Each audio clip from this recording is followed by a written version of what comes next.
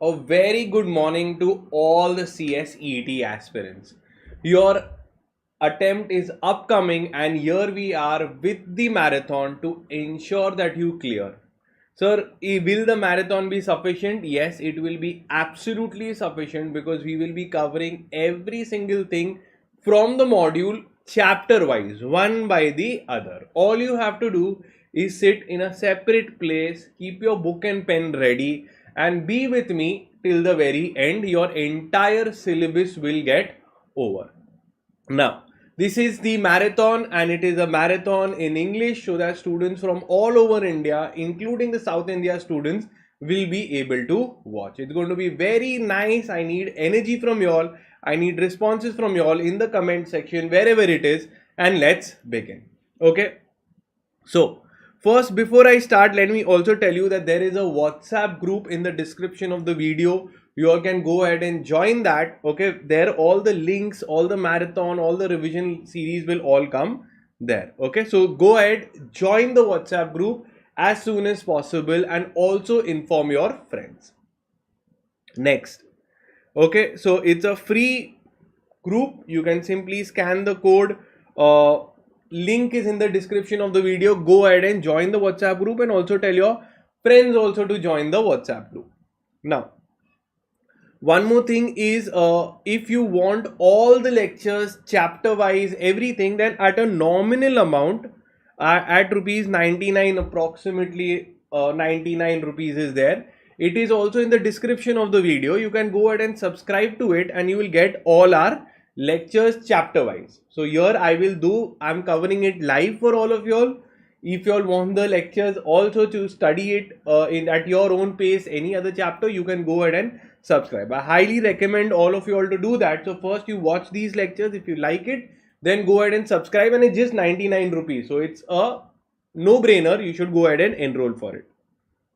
Now, the first marathon that we are starting in this series is your legal aptitude. I will cover all the legal aptitude subjects from the ICSI module chapter wise. So first I will start with lesson number 1, then 2, then 3, till I complete the entire portion. This is the marathon. All I need from you is commitment that you will be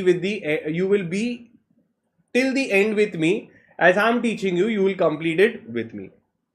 Okay, and if you're from South India, please share it with your friends. They need you will help them clear the exam. Many of them don't know that these English lectures are being conducted specially for you all. So I've always been there, not only for the first level, second, third level, and I'm the only faculty, Jahangir Tutorials is the only classes all over India which has taken marathons in English for all the 3 levels: first level, second level, and third level. Okay, professional level. So please go ahead. There are thousands of students with us. You can go ahead and join as well. Okay, so do go ahead and inform your friends. Now it is time to start the marathon. Are you all excited? I want excited in the chat box. Okay, are you all excited? Yes or no? I'll complete it beautifully for you all. Now, let's start. Okay.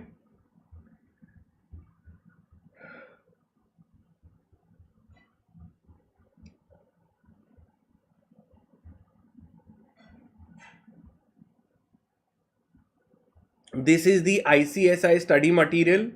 Okay, in case if you don't have it, I have put the link of this particular thing in the description of the video.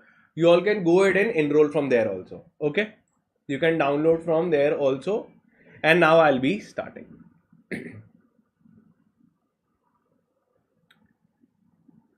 Okay, so the subject that we'll be starting now is your legal aptitude and logical reasoning. Okay, I want you all to be there till the very end. Okay, let's begin. So let's start.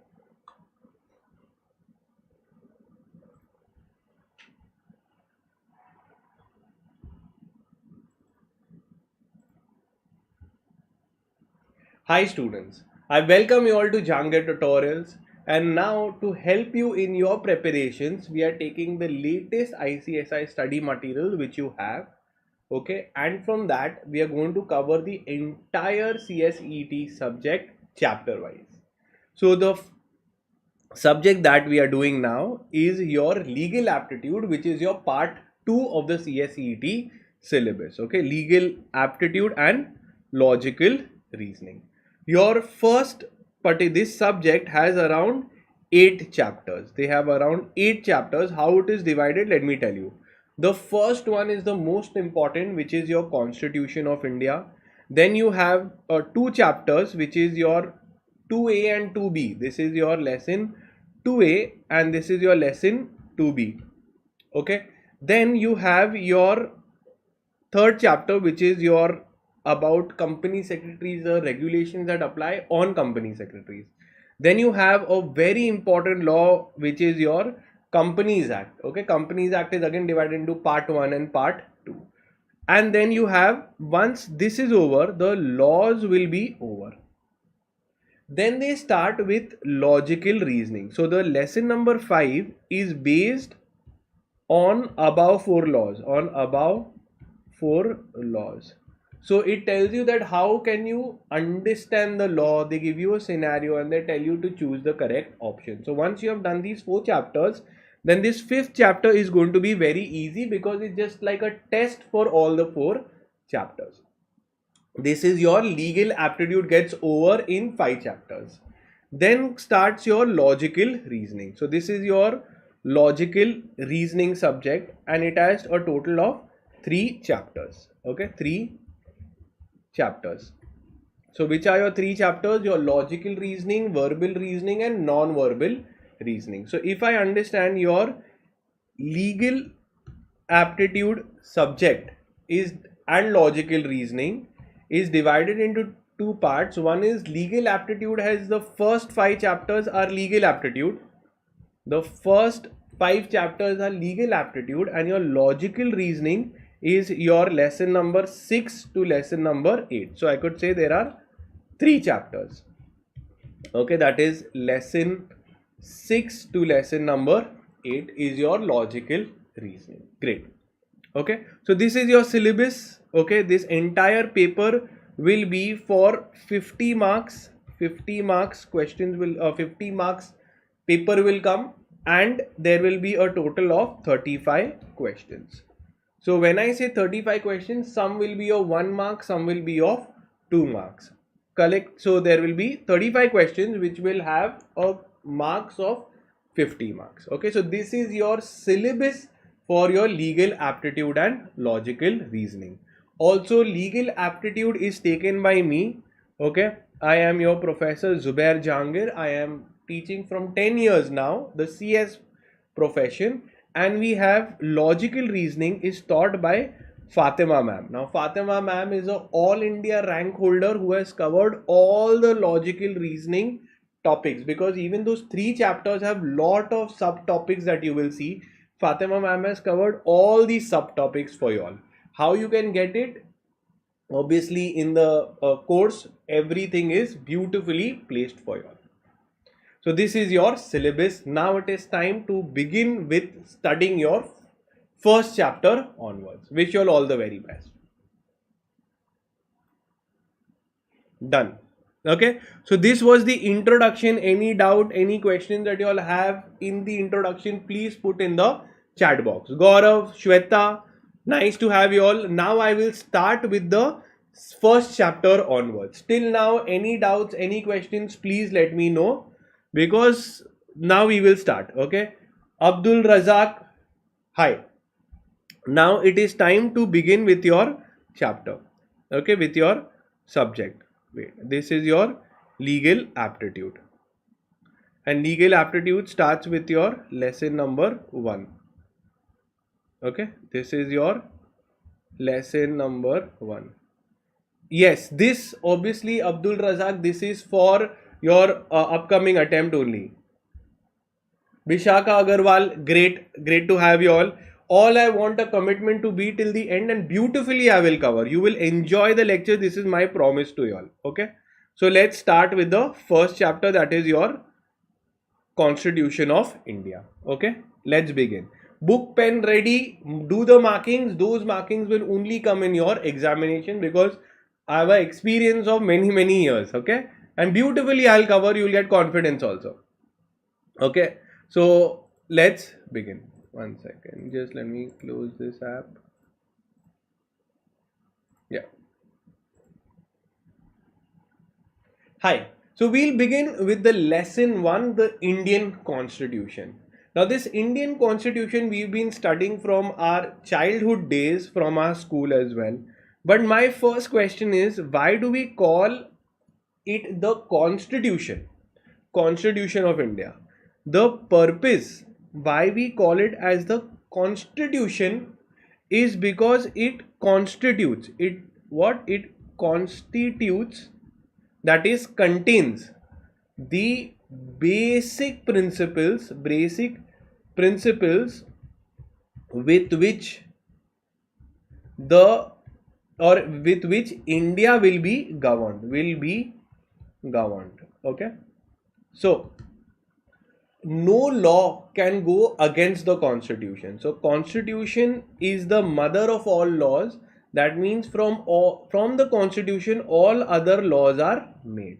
If any law is conflicting, is against the Constitution, then the Constitution will prevail. Means that no law in India can be against the Constitution. So that is why they've kept it as the first chapter, to know that you should know the basics of the Indian legal system. Now, the Constitution starts with the first thing, which is called as the Preamble of the Constitution.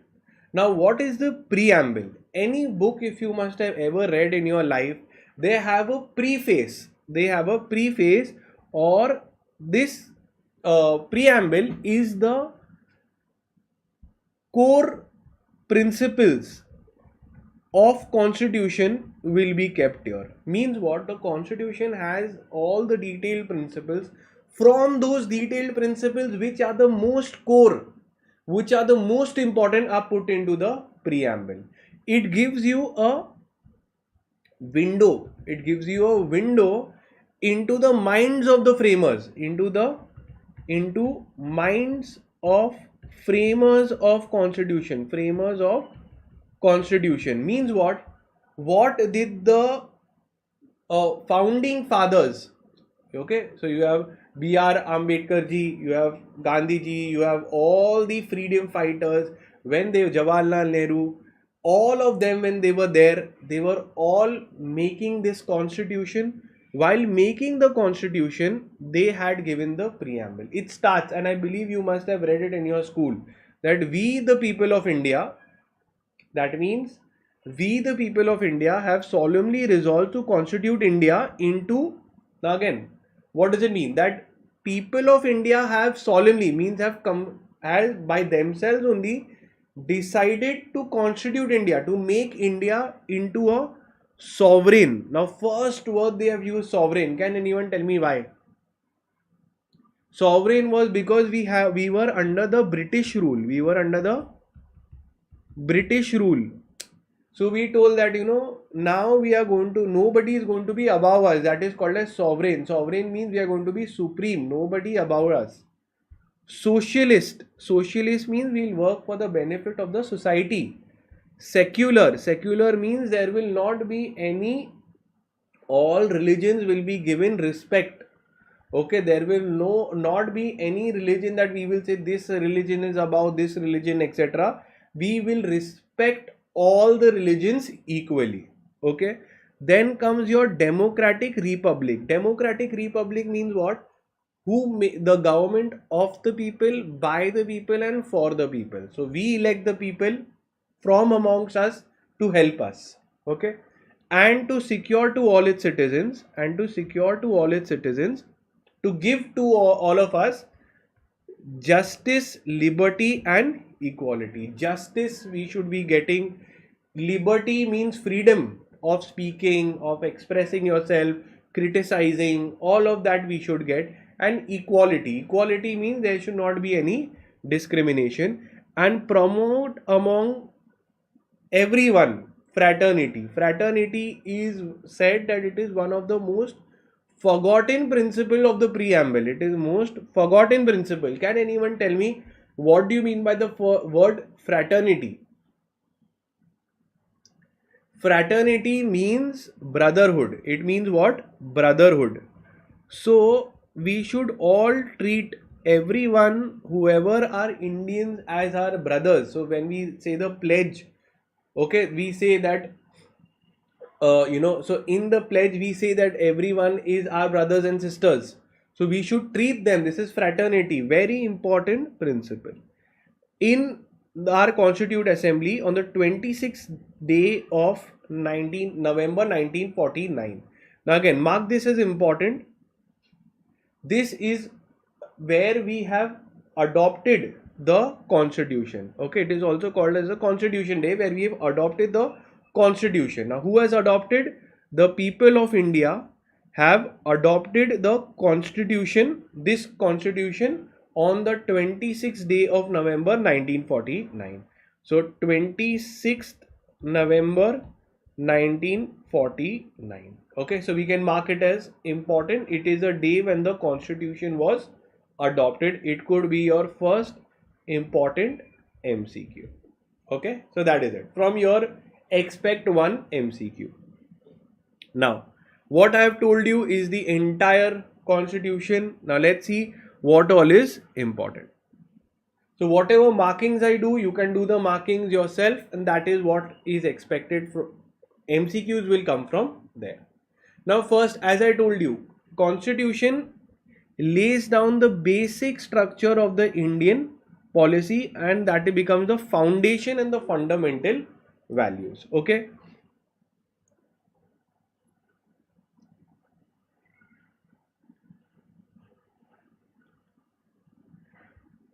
When did the Constitution come into force? Very, very important. This is important from a MCQ point of view, that the Constitution came into force on 26 January 1950.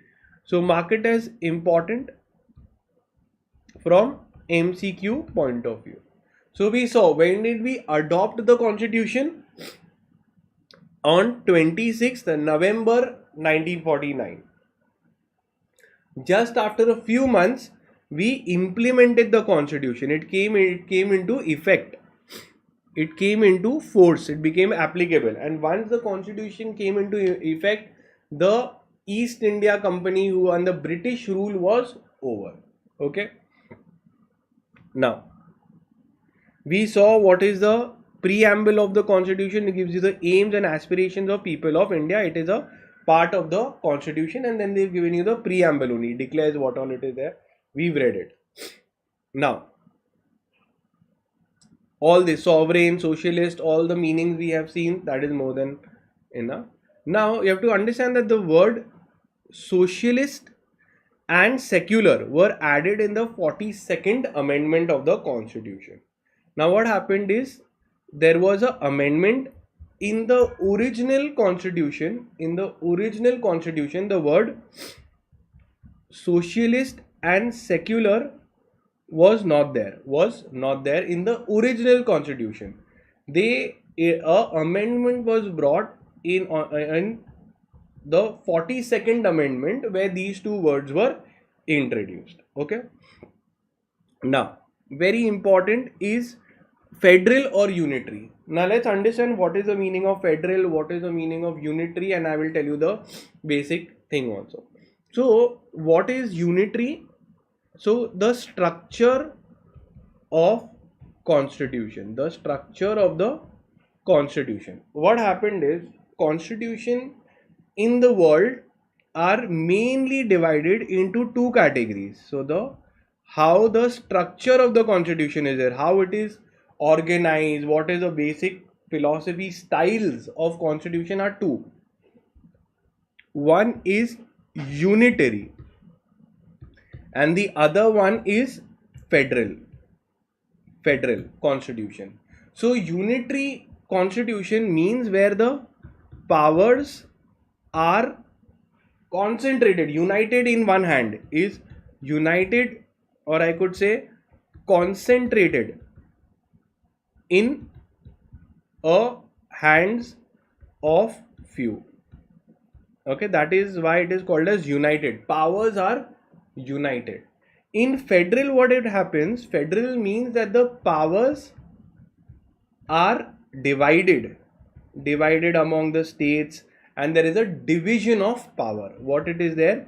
There is a division of powers.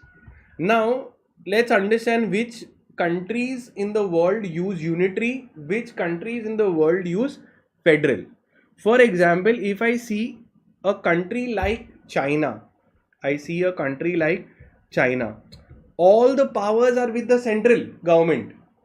If you see a country like UAE, there are kings, so they decide what is to be done. So all the powers are concentrated. If you see a country like Saudi Arabia, or if you see a country like North Korea, all the powers are concentrated in hands of the kings or the central government. Whereas if we see federal government, federal means all the powers are divided. So when we see a country like United States of America, every state has their own rules, regulation. You see a country like Canada, from one province to another province if you go, so these are perfectly federal governments. Now question comes at whether India is a unitary government, unitary structure, or a federal structure. What do you think? You must have read somewhere. Think and tell me whether it is unitary or federal. So they said that listen, some features are there of unitary, like for example, Supreme Court of India powers are concentrated in hands of Supreme Court of India. Second, if you go to see, whenever there is an emergency, President's rule is there. So all the powers are there in the hands of the President in case of emergency. Then even if you see the Constitution, that many times Constitution is most supreme, no law can go against. So all this is showing that it is unitary. However, we have seen that there is a federal powers also. So now when I say federal structure is also there, like we've seen division of power. Where, sir, can you tell me where division of power is there? Obviously, one is we have the judiciary, executive, and legislature. Legislature is your parliament that makes the law, judiciary decides the law, is like your court, and executive is your police. So the powers are divided. Another place, if you go to see, there are dual governments. Central government has their own powers, state government has their own powers. So question comes up that now where are we? We have features of both. So then we said we are somewhere in the middle. And in middle we call, if something is in middle, we are partly unitary, partly federal. So the word that we have been given, which is very, very important, can come for an MCQ, that the structure of the constitution is quasi-federal. Is what? Is quasi-federal. Sir, what do you mean by quasi? Quasi means partly federal and partly unitary. Partly federal and partly unitary. Okay. So mark this as important for MCQ point of view, that the structure of the constitution is quasi-federal is the word. That means it has features of unitary as well as this. Okay. And this was decided in the Keshwanand Bharti versus State of Kerala. That came up to the structure of the features of the basic feature structure of the constitution. So it was said that we are neither federal nor unitary, we are quasi-federal. Let's see where they have given federal and where it was decided, in which case, in Keshwanand Bharti versus State of Kerala. So it went up till the Supreme Court to decide the structure of the constitution. Let's see.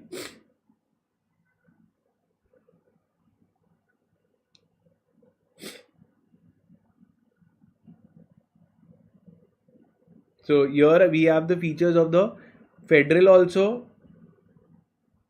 Okay, so here we are a quasi-federal structure. So this is what you can note.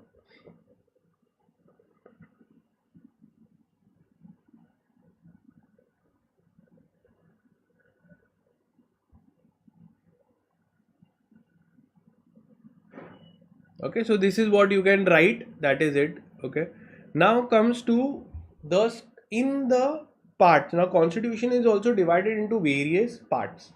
Now one of the important parts is called as the fundamental rights.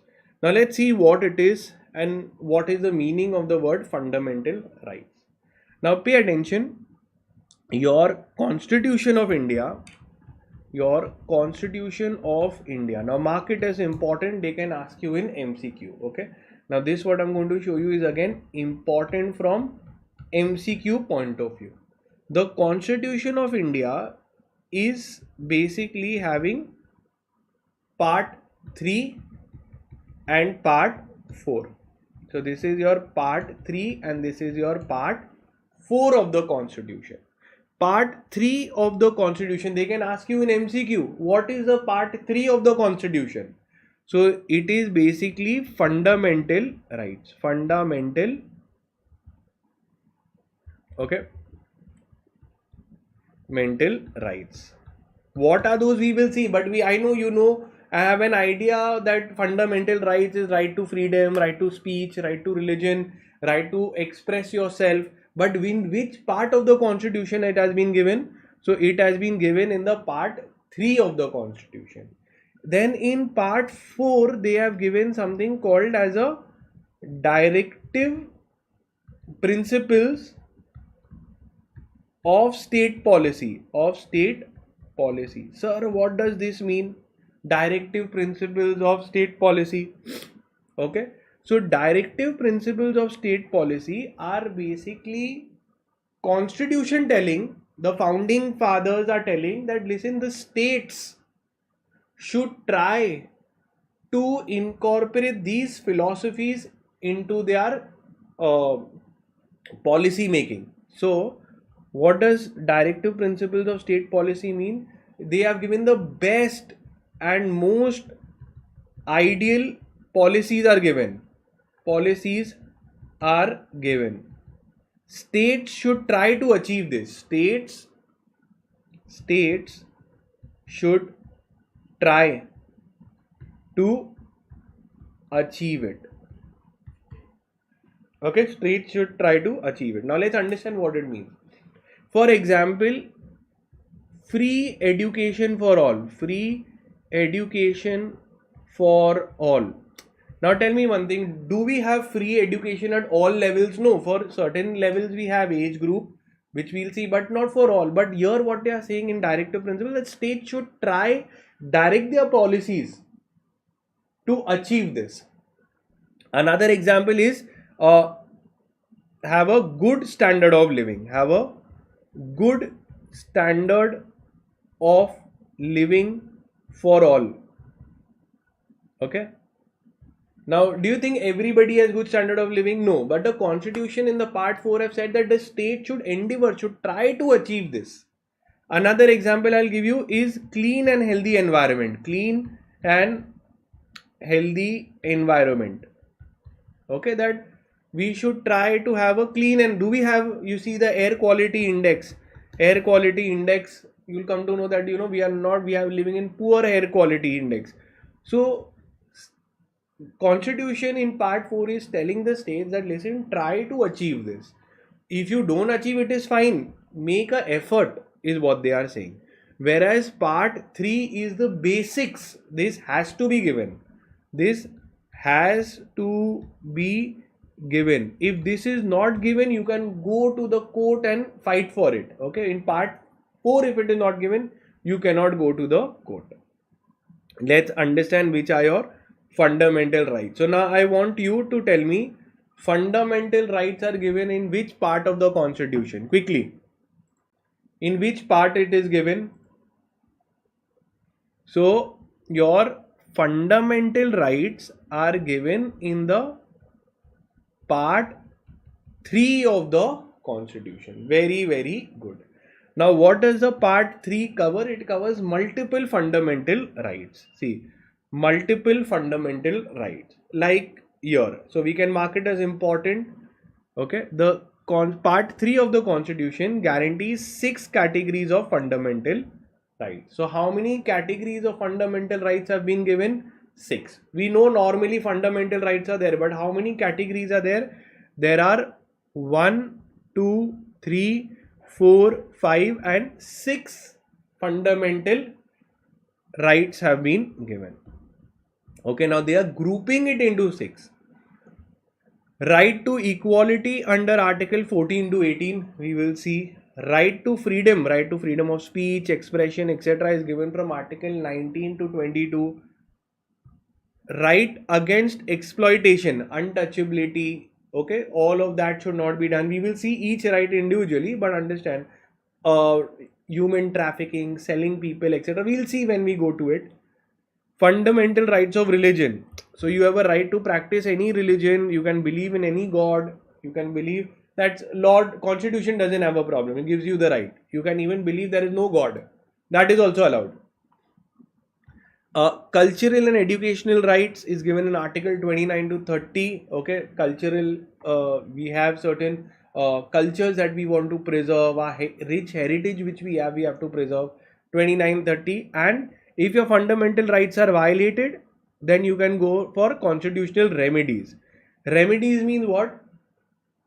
If the above 5 are violated, you can go to the constitutional remedies, which is given in article number 32, which is called as writs.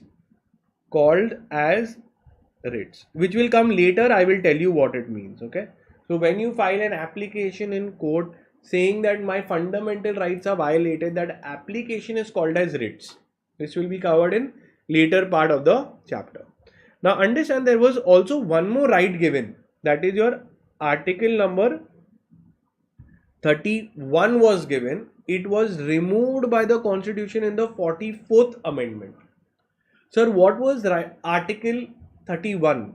Article 31 was about right to property. So you saw nicely everything was given. See, 14 to 32. So we can say your fundamental rights are from Article 14 to 32. Yes or no? 14, 15, 16, 17, 18. Then 19 comes here. Then to 22. Then 23 comes here. Then 24. Then 25 to 28. Then 29 to 30. The 31 is not there. And then directly 32. Okay. Only 31, Article 31 you will not see. Article 31 was removed, deleted, omitted. Sir, why? What was it? Tell me. So Article 31 was right to property. Property as a fundamental right. Fundamental right. Now imagine if you had a right to property and you could buy as much property as you want. So there was one king, he was buying out all over India.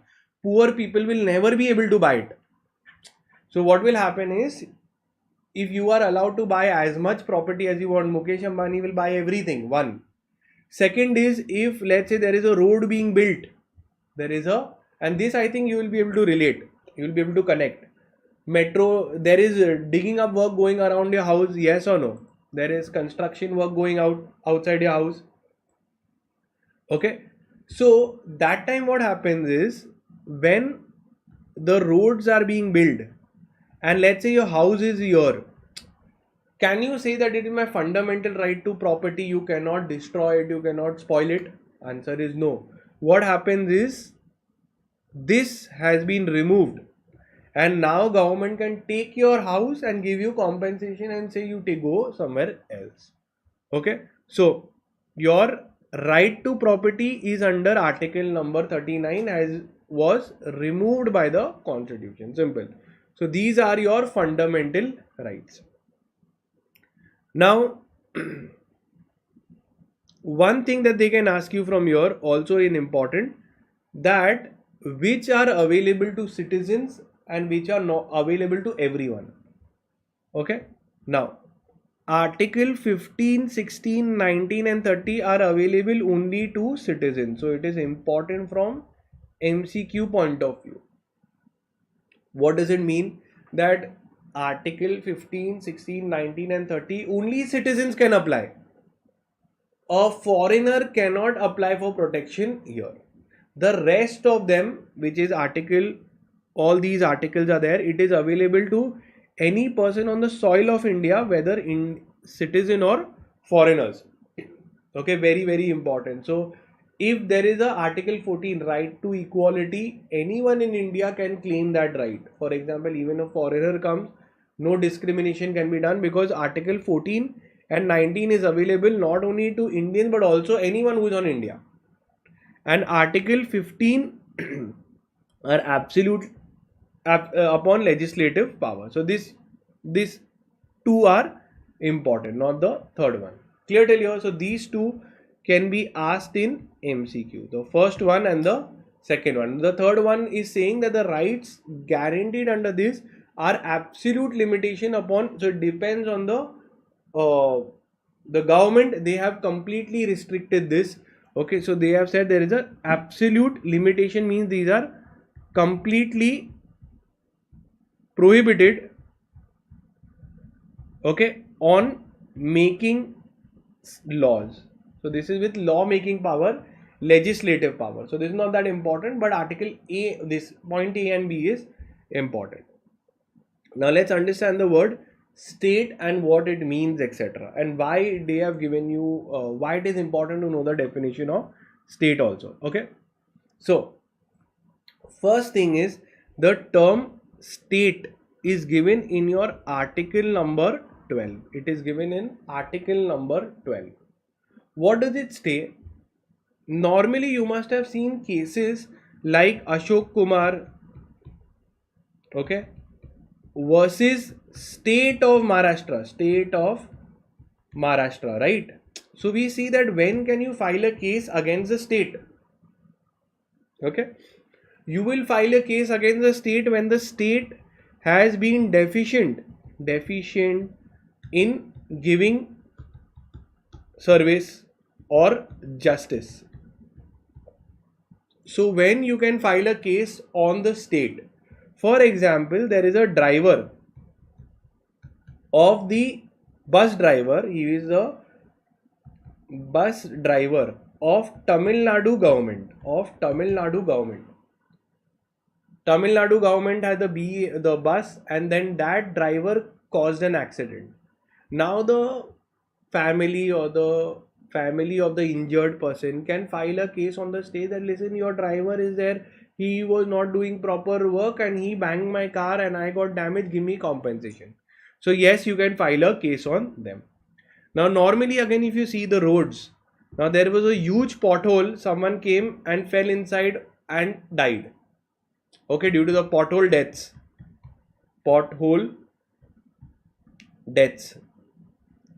In pothole deaths, what happened is, again, you can file a case on the government and you can take the money. So now how do you define who is the state?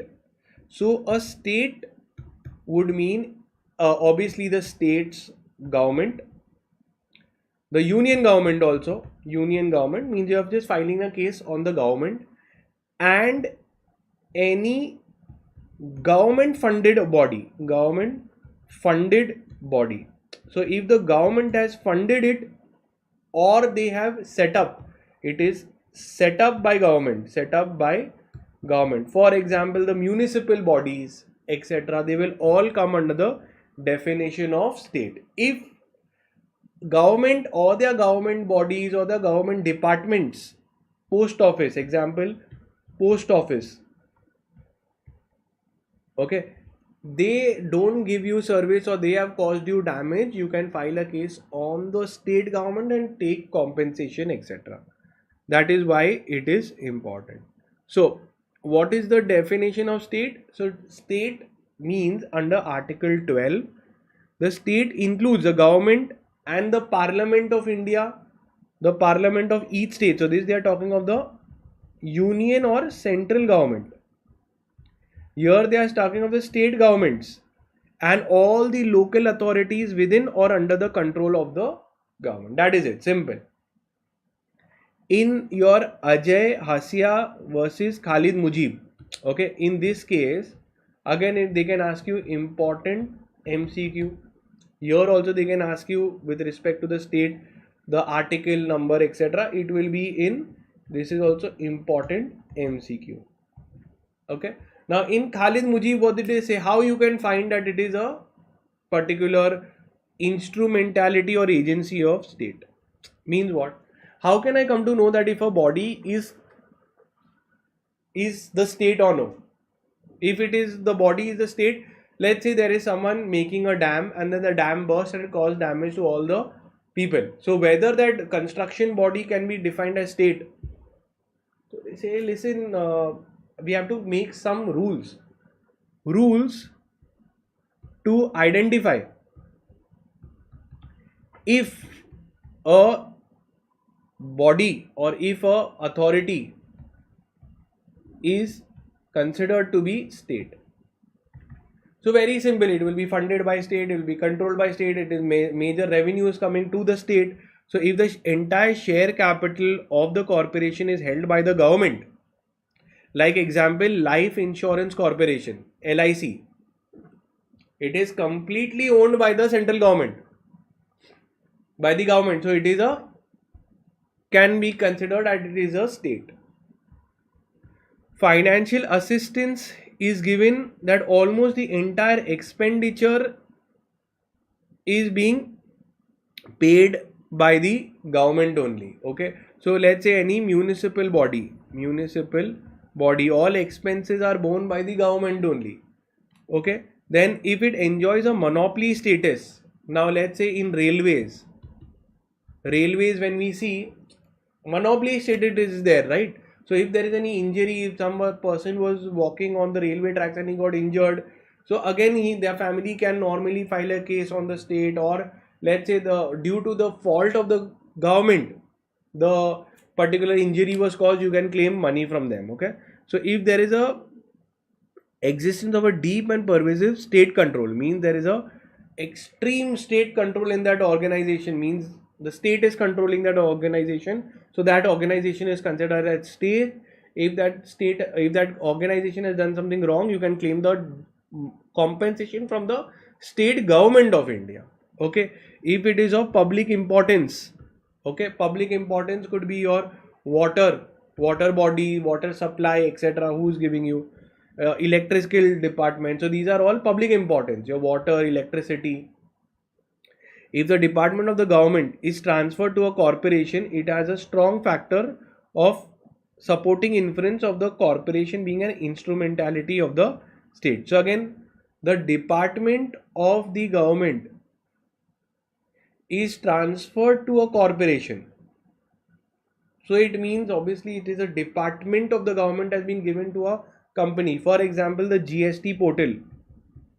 Whose responsibility it is to maintain the GST portal? Government, yes or no?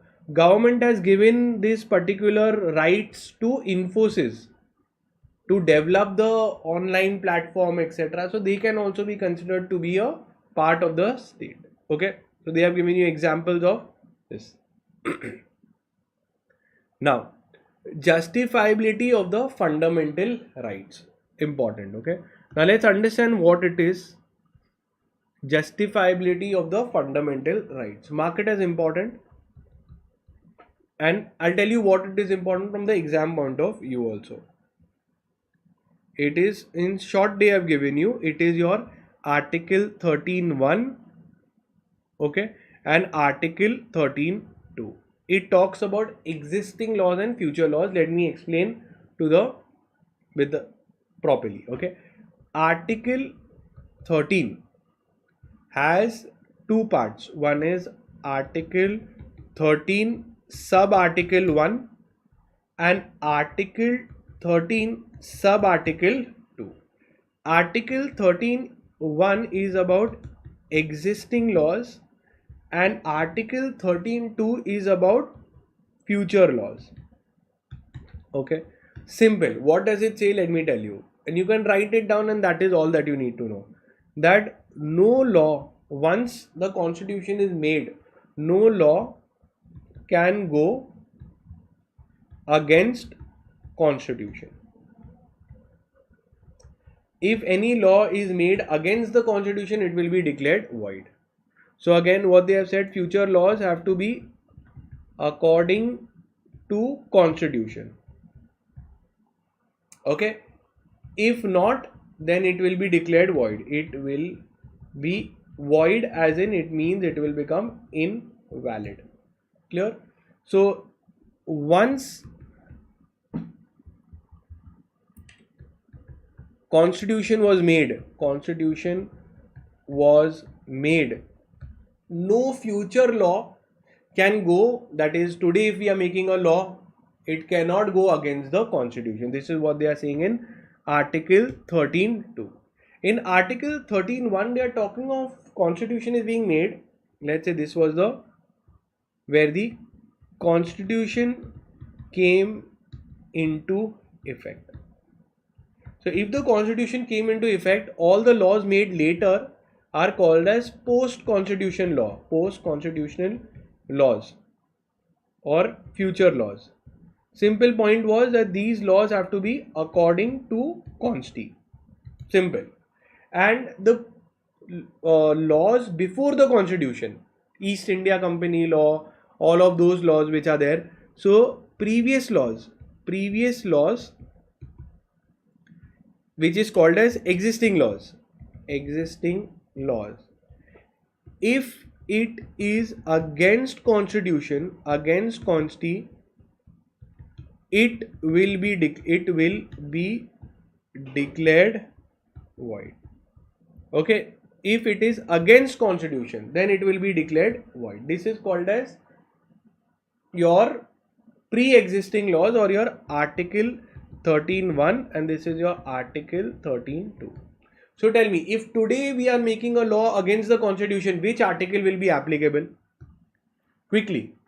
If today I am making a law, today the parliament is making the law which is against the constitution, which article will be impacted? Article 13.2. This says, Arey, what are you doing? You cannot make a law today against the constitution. If imagine there is a previous law before the constitution was made, like a law which constitution denied, moment constitution come into play. Okay, let's say for example dowry was a practice, untouchability was a practice. Maybe they might be having some systems, cultures, customs of doing this. Moment the constitution came into play, this is against the constitution, these will be declared void and illegal. So this is what they are saying, that any previous law which is there, if it is against the constitution, it will become void. So this is before the constitution. This is after the constitution, that now you don't make any law, new law. So this talks about old laws. You can write this. This talks about old laws and this talks about new laws. Clear? Very simple.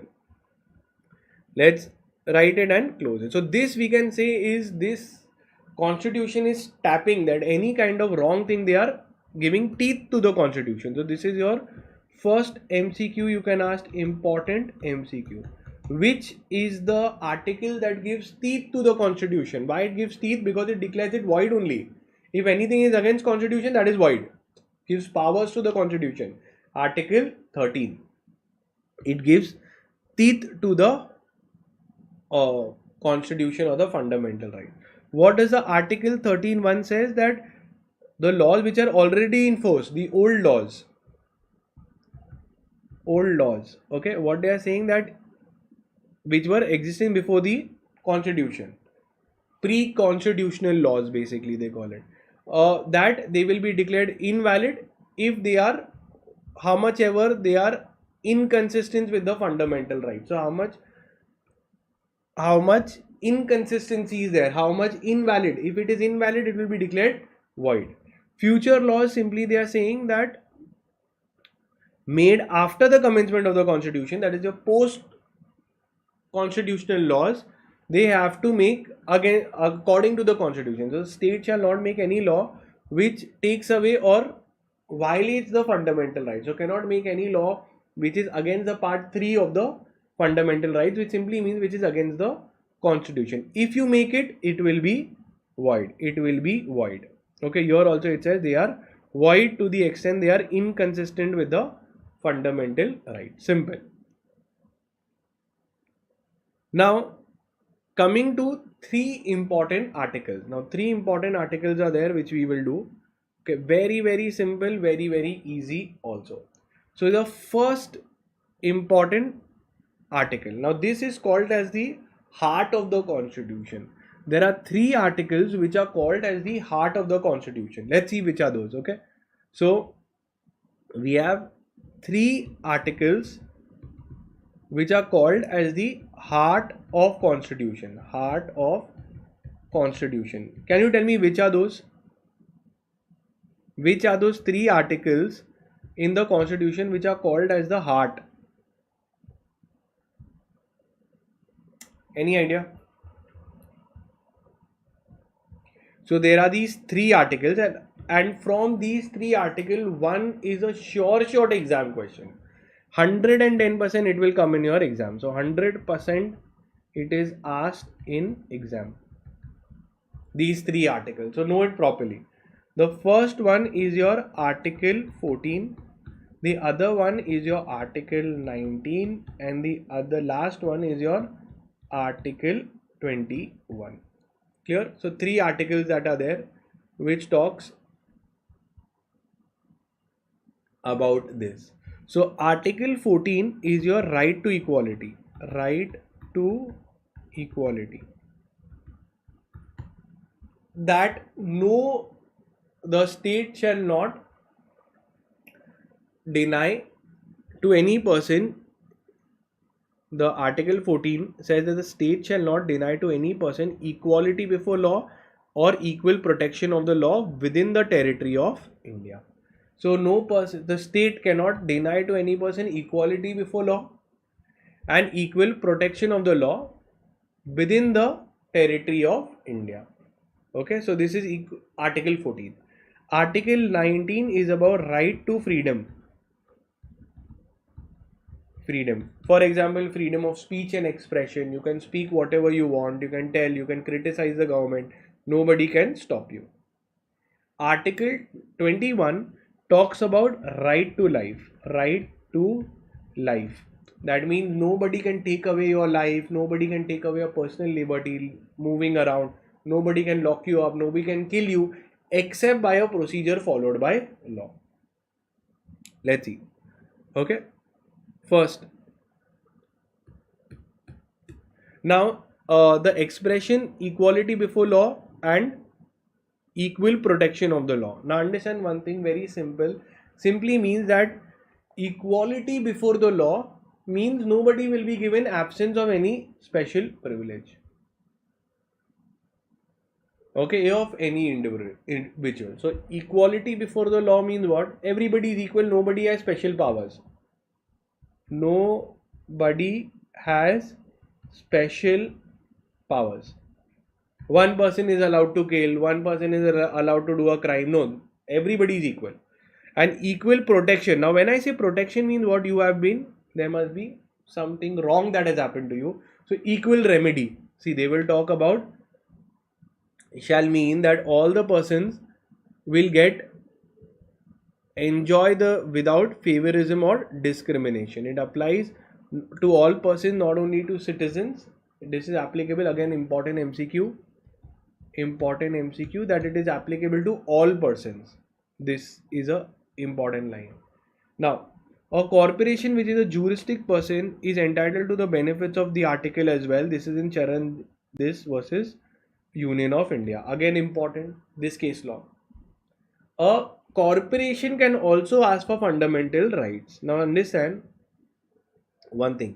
Can a company or corporation, what do you mean, ask for fundamental rights? Yes or no? Fundamental rights. Yes or no? What is your answer? Can a company have a fundamental right? So the answer is yes. They have a fundamental right of a right to business, right to do business profession in India. So if any fundamental right of a business is violated, even they can apply to court, and that is what has been given in your Charanjit Lal Chaudhary versus Union of India. Okay. Then comes your article number 15. Article number 15 is very simple. It talks about discrimination. That the state shall not discriminate against any citizen on the grounds of religion, race, caste, gender, place of birth, any of them. Okay, now understand one thing, that earlier, before the constitution, there was a kind of religion bias, there was a caste bias, there was a bias on gender. Okay, there was a biasness on the place of birth, in the which caste you have been born. So all those is there, that has been prohibited. And there was a movie also called as Article 15. I think so. It said that you do not have to discriminate.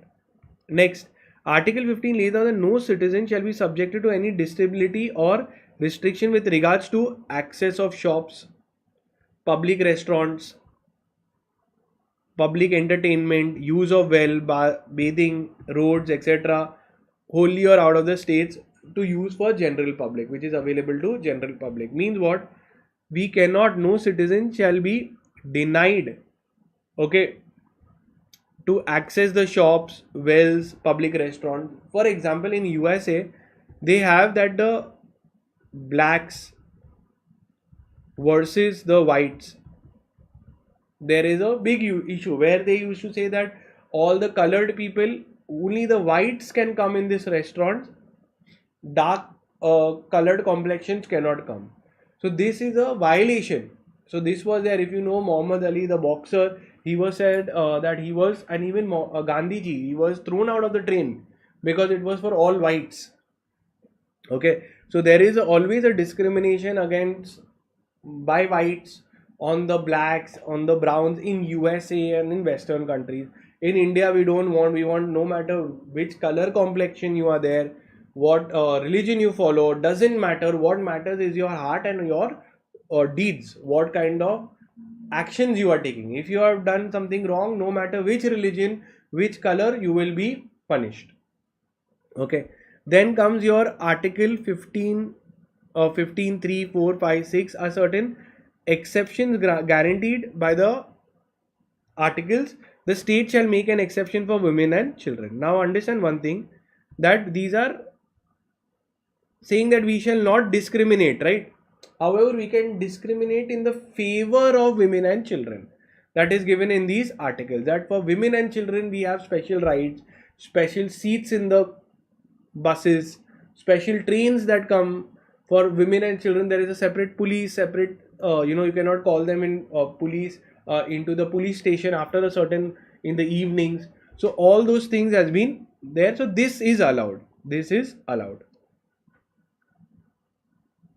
And even we can make special privileges can be given in the favor of backward class, scheduled caste, scheduled tribes. So we have these kind of quotas given so that we can uplift them and we can bring them. Okay. Now, next is your equality of opportunity in public employment. This is article number 16. Now, what does article 16 say? That again, while employing also, we don't have to look at the religion. All guarantees to all the citizen equality of opportunity in employment and appointment of office under the state. Very simple. The discriminates against the article 16. Okay, all these articles is, you can remember the main important MCQ, the main part, that again the state shall not discriminate while giving the job on basis of any religion. Now this is with respect to employment. Okay, this is with respect to giving any office, maybe a railway job, etc. So this is all with respect to the job. Prohibits discrimination against a citizen on the grounds of all of this. Now exceptions are there. We can make it in favor of women, children, SC, ST, all of that is common. Now comes untouchability. I think there was a movie called as Article 17, which is about untouchability. That untouchability is abolished in India. Okay, we can never have a practice of untouchability, and it is a offense now. If one does this practices, they will get a jail. So untouchability does not include an instigation to boycott. Punishment for violation of this is provided in the parliament under Article 35A. So again, untouchability does not include an instigation to social boycott. Okay, suppose if I am just simply saying that I don't want to talk to them, that is not untouchability. Untouchability is basically saying that I don't want to touch this person of this caste, cannot come in this or temple, cannot come in this place of worship, cannot eat with us. All of that has been prohibited, and not only prohibited, it has been made as an offense. So Article 17 is important. Article 18 talks about abolition of titles. Abolition of titles means what? The British government used to give certain titles to people like Sir, Raj Bahadur, Knight, Mahatma, King. So they said that listen, we don't want, because it creates discrimination. This person is Sir, Bradman, your Sir, they have been given for certain cricketers also. They said this cannot be given, this creates a discrimination among the people. Okay, it creates inequality. To do away with this, we have said that no title can be given, no title not being a military or academic distinction shall be conferred by the state. So no such title can be given by the state government, except military titles are allowed and academic distinctions are allowed, scholarships are allowed. No citizen shall accept any title from any foreign state. So if a foreign country is also giving me, I cannot accept. No person who is not a citizen of India shall, while he holds any office or trust under the state, accept without the consent of the President of India from any state. So even a foreigner who is working under in India cannot accept it without the consent of the President. No person holding an office of profit under the state shall, without the consent of the President, accept any kind of benefit office from a foreign state. So very simple. If there is an embassy, foreign embassy, US embassy, and there is a person appointed there, he is getting this. So you are saying we are paying you. So you are under the Indian government. So you have to take our consent. Okay. Right to freedom, very important. Article 19. I told you there are 3 articles which are the heart of the Constitution. So 14, this is the 19th one. Let's see what is Article 19. Now if you see, there is a sequence. Article 19 has a certain sequence. First, it gives you certain freedom and it guarantees only to citizens. So very important MCQ that they can ask you, important MCQ. What is the important MCQ? That only to citizens. It is available only to citizens. Foreigner cannot claim these rights. Let's see the 6 fundamental rights which are there. So first, we are allowing you to speak. Freedom of speech and expression. You can speak whatever you want. After speaking, you want a little more rights. So slowly they increase the rights. Now I want to assemble peacefully with my friends. I want to have a group. Done. You can assemble peacefully without arms ammunition anywhere you want. Now you want to do more. After making a group, I want to name the group. So you want to form an association, trade unions, this association, cooperative societies, you can form the association. After that, then you want to move freely throughout the country of India. So that is also fine, you can do that. Then after moving, then you found some good place, you want to settle there. You can reside and settle in any part of the country also. Okay. And if you see, this was right to property this is one of the rights which has been omitted. So after E, you directly have G. Okay, F has been omitted. Now we come to G, is practice any profession or carry out any trade or business. So you can do any business, etc. that you want. So what is the sequence? First, you are allowed to speak. Once you are allowed to speak, now you want to assemble. Now once you assemble, then you want to make a association. Or you want to make a union. Okay, you want to make some union. Chalo, do that. Then you want to move freely throughout India. Then you want to settle in any part of India.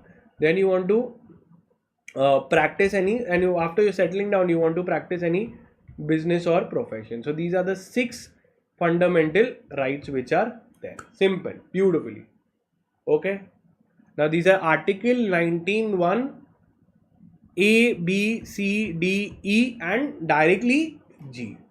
Okay. So this is A, B, C, D, E and directly G. Okay, good. Now always remember Article 19(1) A, B, C, D, E, F, G we saw, and Article 2 gives you the limitations of these freedoms. Limitation of freedoms. Okay, freedoms. Now what does it mean? Is any freedom absolute? Means is any freedom unlimited? Answer is no. So let's see.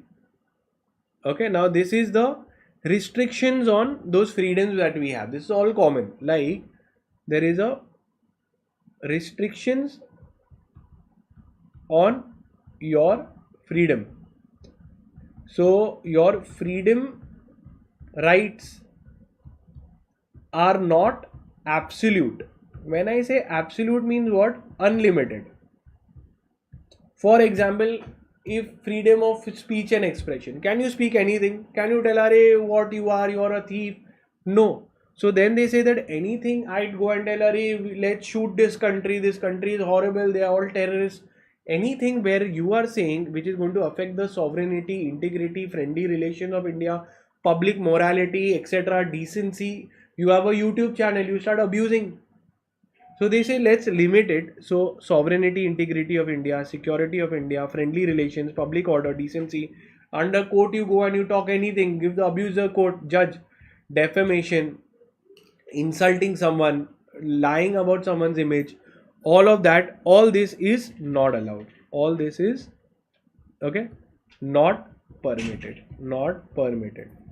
So these are called as restriction, and which article number it is given? Under Article 19 sub Article 2. Simple.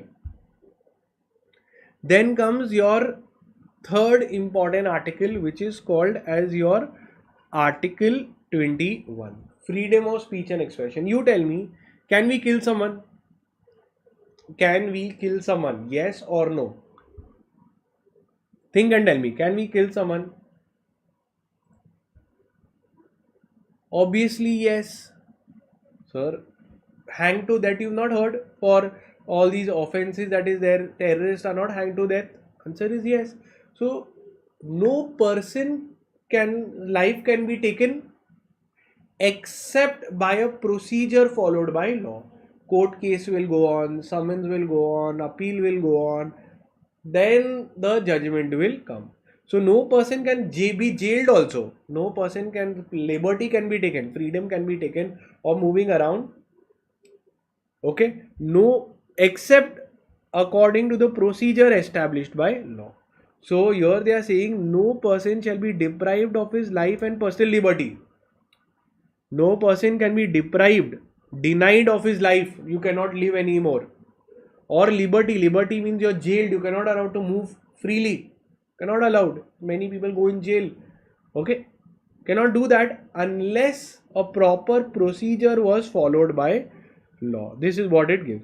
So this Article 21 says unless court has convicted you, nobody can stop you from living your life. So this gives life meaningful. This makes life meaningful. So very important. Which is that article which makes life meaningful? So again, important MCQ. Like for example, right to life includes multiple other rights. Right to life means right to move around, right to travel abroad, right to explore different countries, all of that. So here in Satwant Singh versus APO, it was held that the right to travel is included in liberty. Liberty means to move around, and therefore no person can be deprived of his right to travel except by a procedure established by law. So for example, if there is a court case going on and court says that listen, you are a criminal, such heinous matters are against you, we are taking your passport. then it is allowed because court is doing it. Okay. Now coming to right to education, very very important and most repeatedly asked question of the government. Okay, so important MCQ, that Article 21A says that the state shall provide free and compulsory education to all the children aged between 6 to 14 years. So anyone who is between age of 6 years to 14 years gets free and compulsory education. Means compulsory education means if anywhere you find a child who is between 6 to 14 years, he has to be put into school and he has to be provided education. Clear till here, Article 21A. Now, coming to protection against arrest and detention in certain cases. Article 22 talks about preventive detention. What do they talk about? Let's write it down. Article 22 talks about preventive detention. Now what does it mean? Let's see. So if I feel that a person is a spy, or if I feel that the person is going to commit an offense on basis of evidence received, okay, he is going to kill someone, he is come to kill someone, you tell me one thing, will we arrest him, yes or no? Will we detain him? Detention is like a arrest only. We are stopping him. Can we do that? Yes or no? If I feel that the person is a spy, or if a person is going to commit, he has removed his gun, going to shoot, before he shoots we can arrest him. This is called as preventive detention. If I feel that this person has a bomb in his he has details of all the terrorists, we can arrest him. Why? Because he is going, has he committed an offense? So the person has not yet committed offense. It is under a preventive measure. As a precaution we are arresting him. If he is found innocent, we will release him also. So this is your article number 22. Pay attention. They are saying that no person should be arrested without giving him an opportunity that he can bring a legal representative. He should be communicated why he has been arrested, etc. So they are saying that Article 22, no person arrested shall be detained in the custody without being informed. We have to inform him. Okay. And also we have to give a legal practitioner to him and then we can arrest him. Okay. And he should be brought before the nearest magistrate before 24 hours of such arrest. So all three important points have been given. First, he should be informed of his arrest. Second, he should be brought before the police. He should be brought before the 24 hours. Okay, before the magistrate after his arrest. And third, this is the second part actually, and this is the third. Second is basically he should be allowed a legal practitioner. So three things are there. He should be informed why he was arrested. He should be given a right to a legal practitioner, a lawyer to defend him. And the third one is within 24 hours he should be brought before the magistrate. Magistrate is the judge. Clear? Yes. Now right against exploitation. Very very simple and very very interesting also. Now you must have seen on the road there are some children begging. There are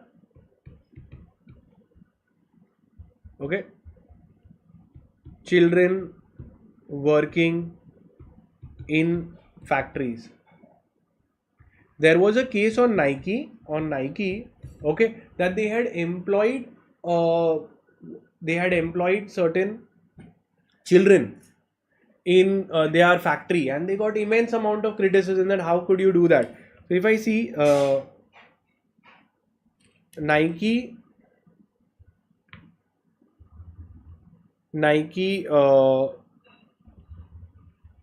child labor case. See, Nike had faced multiple allegations of child labor in the supply chain. This is the old case, but was also caught in labor scandal. So what happened is Article 23 will get activated because you have exploited children. So Article 23 says that traffic in human beings. So there are two things: you're making them work in factories, or you make them begging, as I told you. Begging, if you go to see, you feel very pity on those children, you give them money, but it's a scandal. There is a full mafia that is there. Okay, so this is called as traffic in human beings, where you buy and sell people like you sell goods. So trading of people. So this all is obviously illegal. Okay, even child labor is illegal. No child below the 14 years shall be made to work in any factory or any hazardous employment. Market is important. Okay, very, very important MCQ. So Article 23 talks about child labor. It also talks about against begging and against human trafficking. Clear? So market is important. So child labor, human trafficking. Sir, what does trafficking mean? Trafficking means buying and selling human beings. Buy and sell human beings, just like goods and services. Obviously, this is such a big crime. Some people, they kidnap children and then they sell them. All of that is illegal. Now coming to right to religion, very, very simple. Article 25 to 28 talks about right to religion. So first thing is, tell me one thing: can I believe in any god? Can I believe in any particular belief of religion that I have? Answer is yes. So freedom of practice of profession of any business is allowed. You can freedom of conscience, and so freedom of your self belief, who are you, etc. Freedom of profession is there. Now freedom to manage the legal affairs is also there. So you can have your own, temples, they have their own particular committee. The masjids also have a separate committee. They manage their own legal affairs, how to keep it clean, how to give entry, who to not give entry. Okay, all those terms and conditions are there. Then freedom as to the payment of taxes for promotion of any particular religion. So they can also say that we will collect some kind of subscription money, etc. We can do like a tax, where government is charging you, you are charging your people like a this subscription fee, donation kind of thing, that is also allowed. And fourth, attendance at religious instructions or worship, all of that is also allowed. So basically, freedom of attendance of religious conferences, all of that is allowed. Now we saw all the fundamental rights till your article number 28. Yes or no? Now they are saying to article 32. Article 32 guarantees that your fundamental rights are protected. Now pay attention to this article 32 also. What does it talk about? It protects or enforces your fundamental right. Enforces means protects your fundamental rights. I'll tell you. You can write it down with me. When a person's fundamental rights under part 3 of Constitution is violated,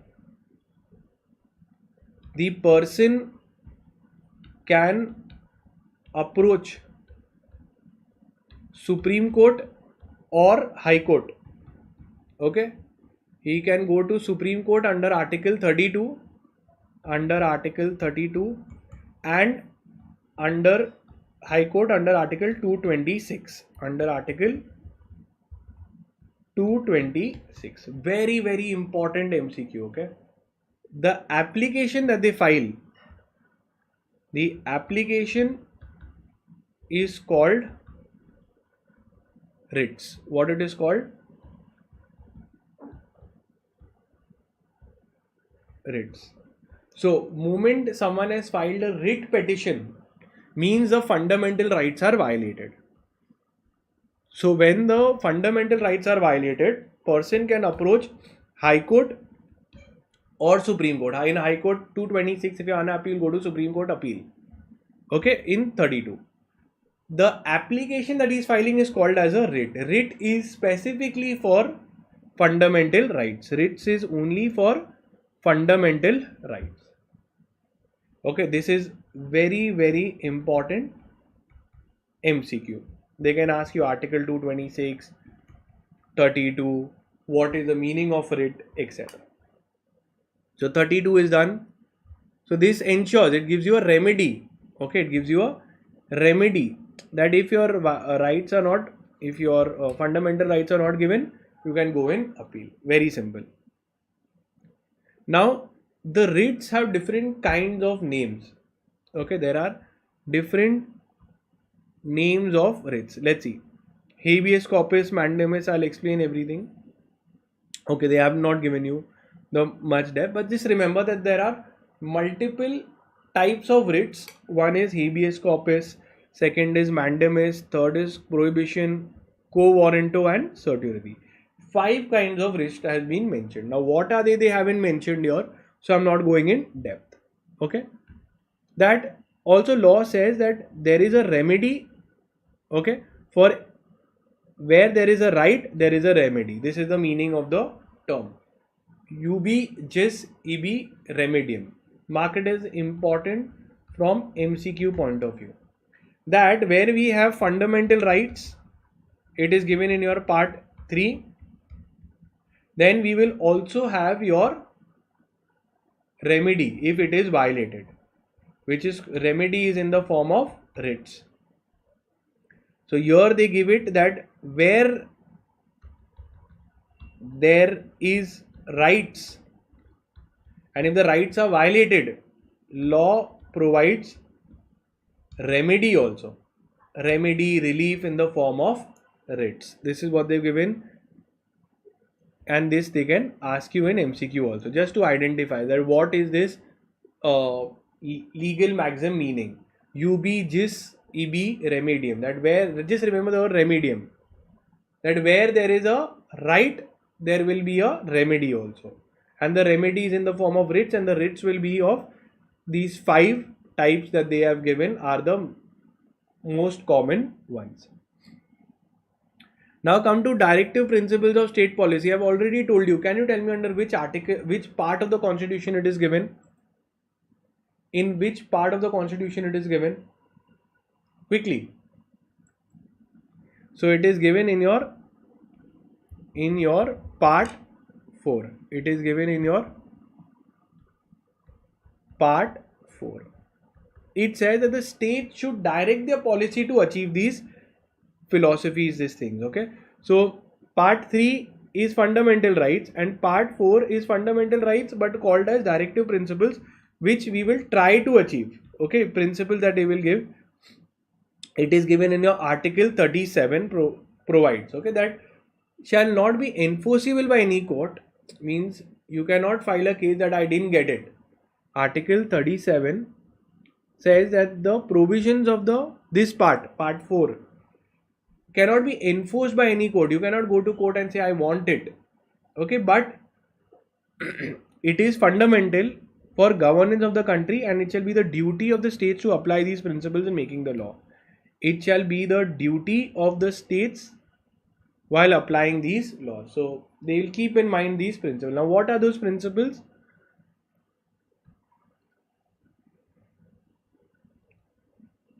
That we will give social justice. Just read them. That citizens should be treated equally, men and women. Everybody will have equal pay for equal work, healthy work environment. Okay, it should not have any discrimination, etc. Then in 39A, they had added the state shall secure a operating system to promote legal justice. So our system should provide free legal aid. This is what we want. Okay, but now we don't do it. We only give it for people who can't afford it. Then the state must take steps to organize village panchayat. So these are all the directive principles of state policy. You can read them. State of Tamil Nadu versus Abu Huwair. The Supreme Court, and although the directive principles are not enforceable, yet they should be made as an attempt to achieve these principles. So cannot be enforced by court, saying that court, the directive principle has said that we should have good standard of living, free environment is not there. No, this is the most ideal principle. You write what you want to become. Now immediately it's not there, but ultimately we should try to achieve that. Then comes to a very, very important thing, which is called as your fundamental duties. Mark it as important. Okay. What are the fundamental duties? So till now we saw your rights, but where there are rights, there are also duties. Now these duties are imposed on every citizen of India. Now Article 51A. So important MCQ. Fundamental duties are given under Article 51A. What are the duties of the Constitution of every citizen? Abide by the Constitution, respect the national flag and the national anthem. Okay, cherish the noble ideas, those were there at the freedom struggle. Okay, uphold and protect the sovereignty, integrity of India, defend the country when it is needed, promote brotherhood, preserve the rich heritage that we have, protect and improve the natural environment like lakes, rivers, develop a scientific temper, safeguard public property, try to get excellence in every sphere, and a parent who is a guardian must provide opportunity of education, okay, to all the children between 6 to 14 years. We've read that. Okay, so this is very, very important. In Surya Narayan versus Union of India, since the duties are imposed upon citizens and not upon states, the legislation of it makes legislation is necessary for its implementation. Fundamental duties can't be enforced by writs. Again, very simple. This is for citizens. No person can file a case on another citizen that you are not doing your fundamental rights. So this writs are not for that. Writs are when your rights are violated. These are duties. If you have not done your duties, state will take separate action. Okay. Now let's see citizenship. Very, very important. What is citizenship? Who is a citizen of the country? Very simple. So citizen of a person is one who has got a domicile and a citizenship certificate. So citizenship is only a citizen of India. Only citizen of India has a right to vote. Clear? Only a citizen of India has a right to vote. Let's see. This is by Aristotle. So, national citizenship remains an essential feature of any modern life. Your Citizenship Act is there. Okay, it provides that how do you get citizenship in India? Whether you're born in India, you bought through investments, etc. All those things is given in the Citizenship Act. Now we'll see some of the important points. How do you get a citizenship? Article 15 is citizenship at the commencement of the Constitution. Who all are there? Article 5 says that at the commencement of the Constitution, every person who has a domicile in the territory of India. So at the time of Constitution, if you were there in India, you had a domicile, you are a citizen of India, and so you were present at the time of the Constitution was being made. So you are a citizen of India and who was born in the territory of India, or whose either parents was born in the territory of India, or who has been ordinarily resident in the territory of India for not less than 5 years immediately preceding the commencement. Okay, so shall be a citizen of India who has been resident in the territory of India for not less than 5 years immediately preceding such commencement of the constitution. The Citizen Act has been passed by the central government. Simple point. Who all are there? You're born in India, there at the time of the constitution, or 5 years before you are a citizen of India. Now let's understand the parliament and its structure. So first is the parliament has the first citizen of the country is the president of India. First citizen of the state is the governor. Now president has the power, okay, whenever there is a national emergency, etc., they get all the powers of the state into the hands of the president. Now you have your Lok Sabha and you have your Rajya Sabha. Okay, you have your Lok Sabha and you have your Rajya Sabha also. Let's see. Now they're going to tell each one. President. The parliament shall be the union parliament, shall consist of the president and the two houses known as the houses. Parliament is the president, Lok Sabha and Rajya Sabha. Okay, let's see. President of India. So the President of India is elected by the members of the electoral college consisting of the elected members of both the houses and the elected members MLA basically. So who elects the president? So the president is elected by both the houses of the parliament and the MLA.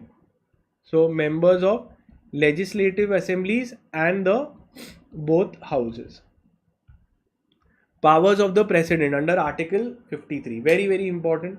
Now, the president has the powers of military, see your administrative power, the execution of all the departments, the military powers. They have the commander of armed forces and conduct a war. In case of that, they will be the commander. Legislative power. Okay, they can make emergency laws if it is required. Judicial powers, they can give pardon. So when some matters are there in Supreme Court has given death order for someone, then you can go to the president. So these powers are there. Administrative powers, day-to-day powers, military powers in case of emergency law making power is also given, and judicial powers for death, pardoning death cases. Okay, now you have the ordinance, promulgate ordinance. Remember this part we were doing? Your legislative power, it will come here. That is the power to make ordinance. So ordinance is a temporary law that has been made. Why? Because the emergency law needs to be made. So that power is given under Article 123 to the president to make laws by ordinance. Ordinance is a temporary law. So very, very important from MCQ point of view. Article 123. It is important from MCQ point of view. What is it? That let's say there is a emergency and we cannot wait. Both the houses of the parliament.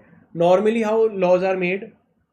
Normally laws are made by both houses of parliament. They approve. Okay, and then it goes to the president. Now imagine if both the houses of parliament are not sitting and we cannot call a meeting immediately, then the president will immediately declare an ordinance which is a temporary law, and it will be effect only till the temporary period, till the parliament comes together and they will decide what is to be done. Okay. Now Rajya Sabha, they have given you, let's see, Council of States. The Council of States shall have 12 members nominated by the President and not more than 238 representatives of the states and of the Union Territory. So, shall consist of 238 representatives from the states and Union Territory. from states and union territories, and 12 nominated by the presidents, and 12 by president. Okay, so the maximum that would be there is 250. Important MCQ. Okay, so how many will be in total? 250. 238 by the states and the union territories, and 12 nominated by the president directly. And these people who are there, they will be obviously persons of extreme knowledge, practical, social service, etc. that is there, they will be there. Now coming to Lok Sabha. In Lok Sabha, how many people will be there? So Lok Sabha is composed of representatives of the people chosen by the people directly by election on the basis of adult voting. Now obviously when we've seen we vote into the Lok Sabha. Okay, so the maximum strength of the house of the Lok Sabha is 552, which is made up of 530 members to represent the states, 20 of union territory, and not more than 2 by the Anglo-Indian Committee nominated by the Honorable President. So 552 members. So in Lok Sabha, how many will be there? These are by the people. Maximum 552. If you break it down into 3 parts, okay, your 530, 20, your 530, your 20, and 12. 12 is by Anglo-Indian, by president. 20 is by the union territories, and this is by the states. So this is by the union territory and this is by the states. Okay, so very important. You can mark it from important from MCQ point of view. So max 552, 530 from states, 20 from union territory, and 12 from Anglo-Indian. This. Okay.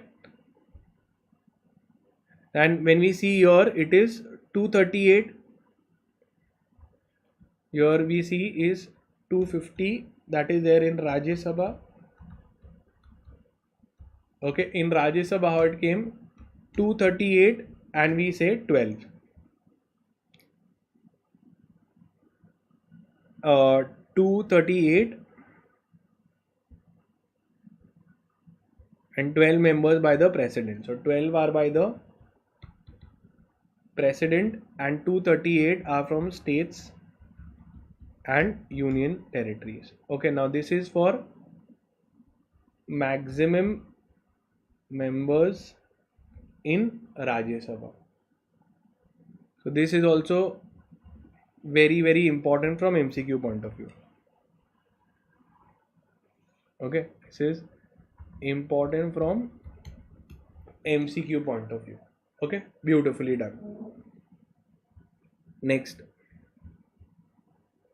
Council of Ministers. Now you come to the Prime Minister and his people. Okay, now Council of Ministers, Prime Minister. Okay, because he's a minister, Prime Minister, right? So Council of Ministers, we could say the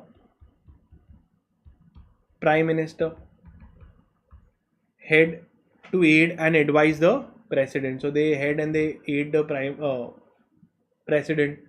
The Prime Minister shall be appointed by the President and the other ministers shall be appointed by the President on the advice of the So the Prime Minister shall be appointed by the President and the other ministers shall be appointed by the President on advice of the Prime Minister. So Prime Minister is appointed by President. Okay, the total number, so we select the political parties. Now from that they will further decide who will become the Prime Minister, including the Prime Minister. Council of Ministers shall not exceed 15% of the total number of members of the House. The total number of ministers, including the Prime Minister, in the Council of Ministers shall not exceed 15% of the total number of this. So here also important stats has been given. Shall not exceed 15% of the total number of members of the House of People. So the Prime Minister and his ministers, okay, are max 15% of Lok Sabha members. Okay, so this is also important MCQ that they can ask you. That, let's read it again. Here they have given you here. The total number of ministers, including the Prime Minister, in the Council of Ministers shall not exceed 15% of the total number of members of the House of the People. So this is very, very important MCQ. They can ask you. The statistics is 15% of the House of the People, and what? Total number of ministers, including the Prime Minister. Now, constitution of legislatures of in states. For every state there is a legislature. Okay, just like we have a union central government, here we, for the states also, we have a state legislature. In the states we have having 2 houses, and in all other states we'll have 1 house. Okay, where there are 2 houses of the state legislature, one will be known as a legislative council and the other will be called as a legislative assembly. Where there is only 1 house, it will be called as legislative assembly. So there will be 2 houses. So state legislature, when you see, they will have 2 houses. 2 houses we'll have, 1 and 2. What is it? Is council and your legislative council and legislative assembly. Simple. Here you have a legislative council and here you have your legislative assembly. Okay. Now only those, now this is also important MCQ. Okay, from exam point of view, what they are saying, that only these, okay, will have 2 houses. Okay, so 1, 2, so how many are there? Andhra Pradesh, Bihar, Madhya Pradesh, Maharashtra, Karnataka, Tamil Nadu, Uttar Pradesh. So the really big ones will have 2. Really big states will have 2 bodies. So both of them, 6 states. 6 states have both. Okay, and rest all will have only 1. That is the legislative assembly. So all others will have, put in a different color,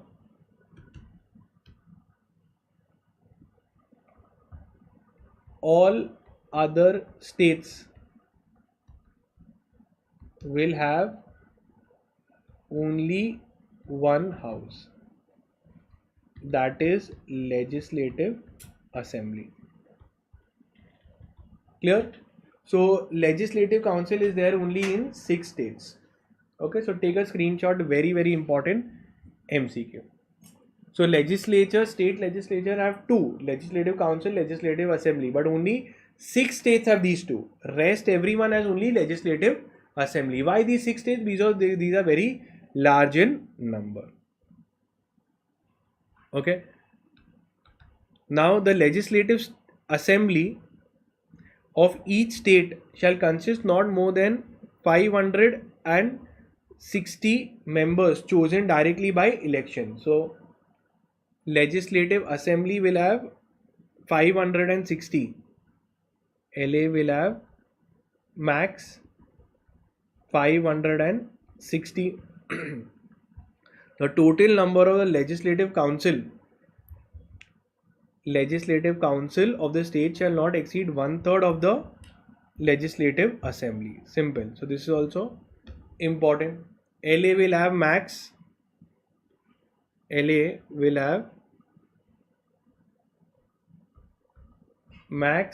560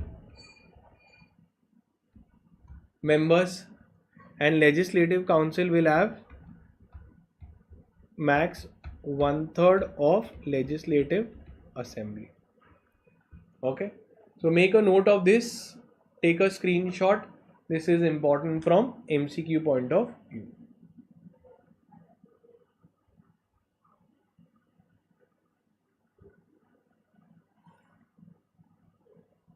The total number of Legislative Council of in no case shall be less than 40. So this is also important. The total number of members in the Legislative Council will be not less than 40. So Legislative Council should be minimum 40. Okay, it should be minimum 40 members. Now you can take a screenshot. Okay, I hope you're writing it with me.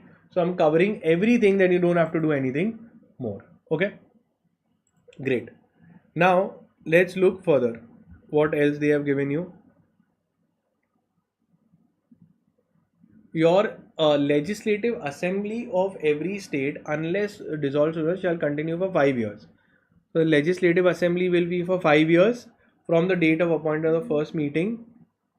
The Legislative Council shall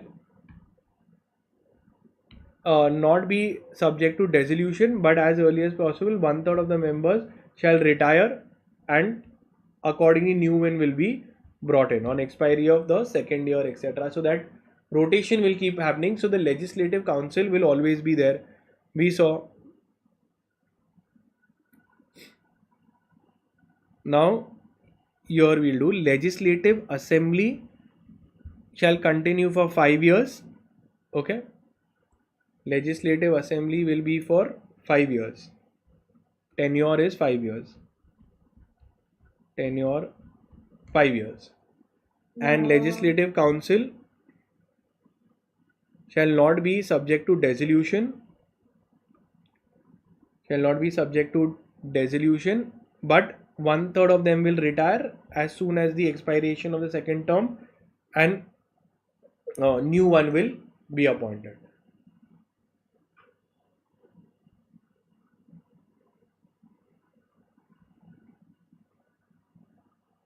Okay, simple. So I've covered all the points that is there. Okay, and not subject to dissolution. So here it will not here there will people will not dissolved in 1/3 retire. Okay, that's it.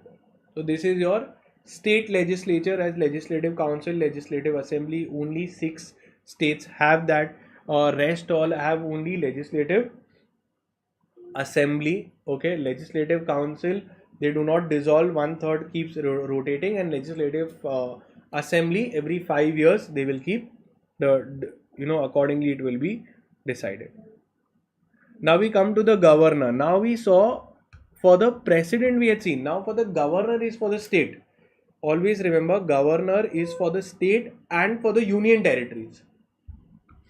Let's see.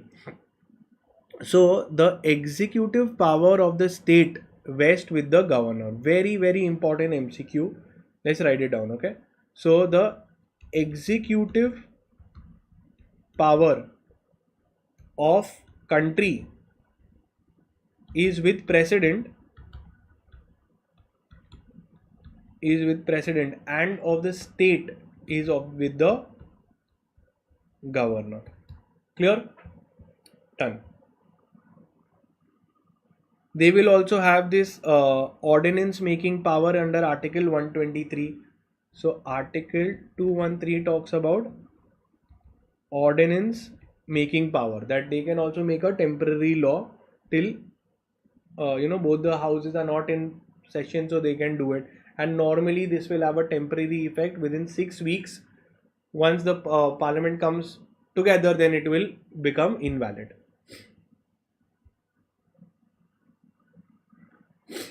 Let's see. Judiciary, very very simple. The country is divided into High Court, Supreme Court, and all the civil courts and criminal courts and all the subordinate courts from the where the matters goes up. Okay, so we have subordinate courts from subordinate civil criminal courts, and then appeal goes to High Court, Supreme Court. Decision of the Supreme Court is binding on all the courts, etc. Where we come to High Court decision is binding on all the subordinate courts. Okay, and on the other high courts will just have a persuasive effect, not a binding effect. It will have an effect of some weight, but not a binding effect on other high courts. Subordinate courts, criminal courts. Then you have your criminal courts. In criminal courts you have it starts from the lowest level, which is called as JMFC, Judicial Magistrate First Class. Then you go and appeal to Judicial Magistrate Second Class. Okay, 2 classes, second class and first class. Then you have your Court of Sessions Court, and then you have your High Court and Supreme Court. This is your hierarchy for criminal courts. Okay, this is a hierarchy for the criminal courts. Special tribunals could be there, like your labor laws tribunal, your family courts, etc. Writ jurisdiction, very very important. Let's see what it is. Okay, all the writs, extremely important. Okay, so let's understand what are the different writs. Now writs, we understood that when your fundamental rights are violated, a person files writs. Okay, writs in High Court you will go under Article 226, and in Supreme Court you will go under Article 32. Okay, simple, done. Now let's see the different kinds of writs that is there. So you can mark it with me and then you will be done. Okay, habeas corpus means if someone has been detained illegally. So just write, if a person is detained, illegally arrested, detained illegally, habeas corpus is filed. Court calls the person, calls the detenue. Detenue means a person who has been detained, to check legality of the arrest. To check legality of the arrest. If we find that he is illegally arrested, we will ask him to be released. Okay, so habeas corpus means bring the body. Let's see. Give me the key markings. So the application may be filed by a prisoner who feels that he's been illegally arrested. Okay, he can file and he will be released. It is a remedy available to a person who has been confined, that is detained, without legal justification. Legal habeas corpus literally means that the relevant authority should show why the writ should not be issued and why they have arrested the person. I think you just write it in my words, it's much easier to understand. Habeas corpus means to bring the body. They bring the person who has been illegally detained to see his why he has been detained. If we find that it's illegal, we'll ask him to be released. Habeas corpus, now the next one is mandamus. Mandamus means to command. So basically the higher authority, or we can say High Court, higher authority, will ask lower authority who has public duty to perform, to do their duties. So if there is, let's say, the municipal body or the police officer is not doing the work, So you can file a case in the High Court or the Supreme Court. You can go to the court, and the court will ask the lower authority who has a public duty. You have a duty towards the public, go ahead and do it. So the High Court will command, okay, it will be issued to any person, okay, who has a public duty. And what it will be telling them that go ahead and do your public duty. So mandamus can be issued against any public authority, not a private body, any public authority. It will command that please do your duty. It enforces that those who are not doing their work properly, roads are not being made, anything, water is not coming, they will command them to do the work properly. In High Court, if you go, it is 226. In Supreme Court, if you go, it is 32. Prohibition and certiorari is same.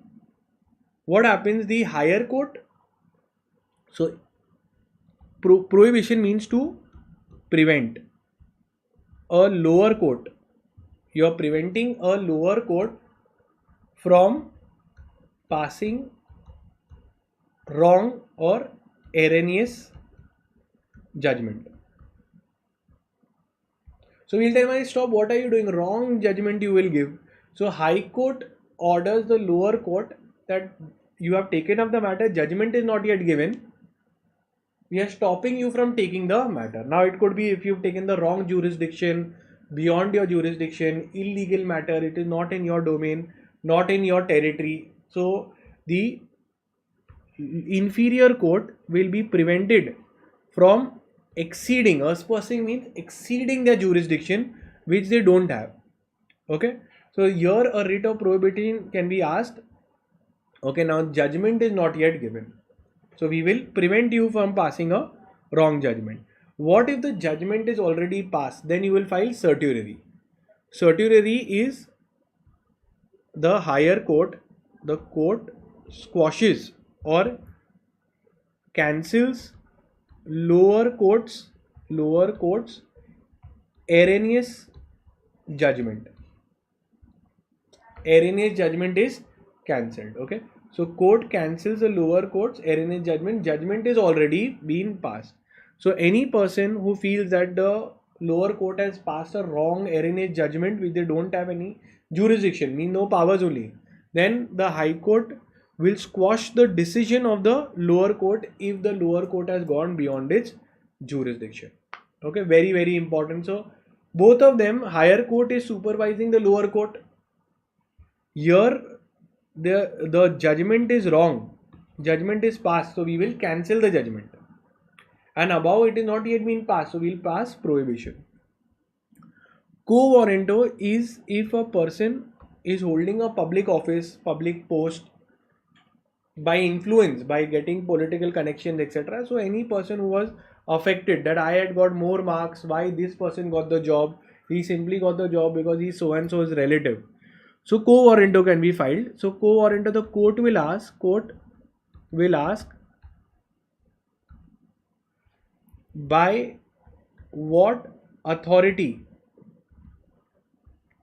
you have got the public office. Public office simply means the public job or post.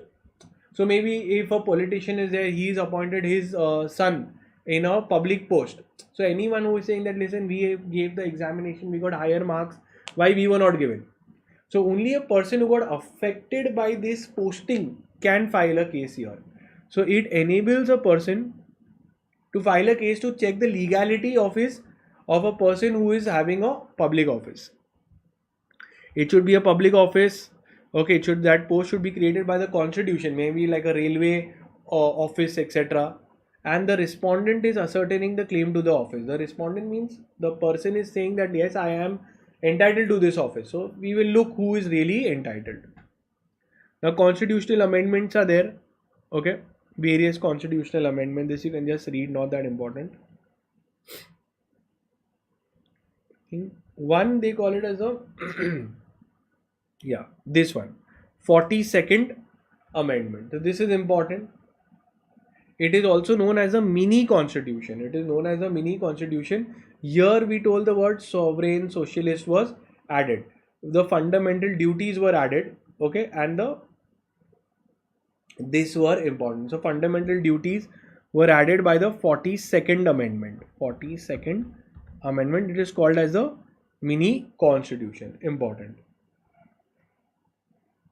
Then your 52nd Amendment is known as the anti-defecation law. Okay. Uh, Disqualification of members of parliament is there inside. Okay. And grounds for defection means if anyone is there, we have to be removed from the parliament. What are the grounds, etc. Then in Constitution 61st Amendment, the voting rights was reduced from 21 to 18.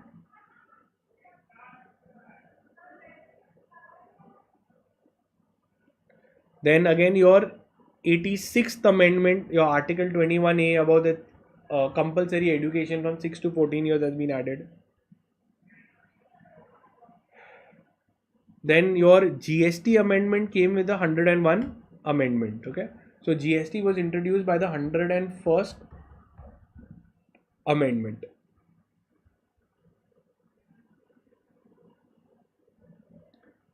Okay, and that is it. We've completed the entire chapter from the ICSI study material, including everything that comes in your examination, and I'm giving you the important MCQ questions as well. That is it for this chapter. Thank you so much. Take care, guys. Bye. Hi. So is this chapter clear? Yes or no? I will then be covering the second chapter also soon. Okay, let me know. So we will start with the second chapter also. Let me know in the chat box. I will start with the second chapter also. We'll start with the lesson 2 also. Let me know in the chat box how was it and whether you've understood everything. Yes or no? Now we'll start with lesson number 2, okay, in some time, and we'll complete that as well.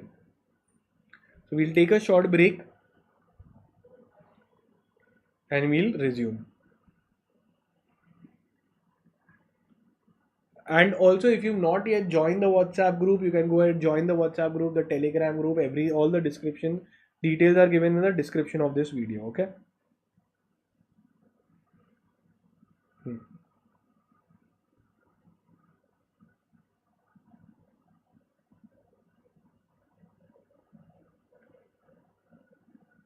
Okay. So now we'll take a break. We'll resume at 2:30 p.m. Clear? That is it. Don't forget to like and inform your friends as well.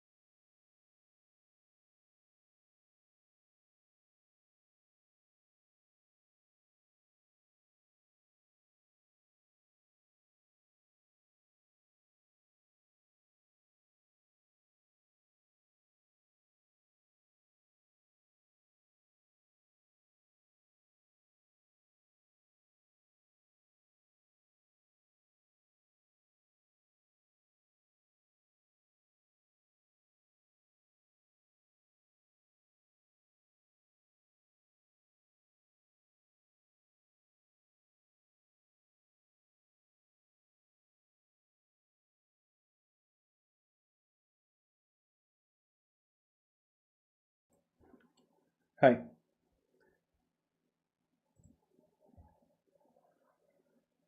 Hi guys, let's complete the balance part and get done completely.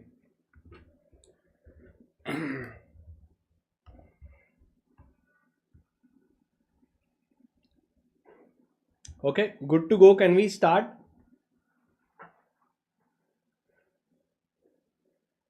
Let's start, okay? So watching this, just don't forget to like the video also. Good to go. GTG in the chat box.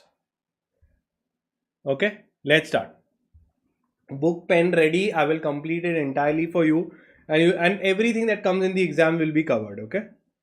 Let's start. I'll mark with separately saying that this is the important from exam point of view, important MCQ. Good to go. Just GTG in the chat box, and I'll be good. Okay. Thanks. Let's start.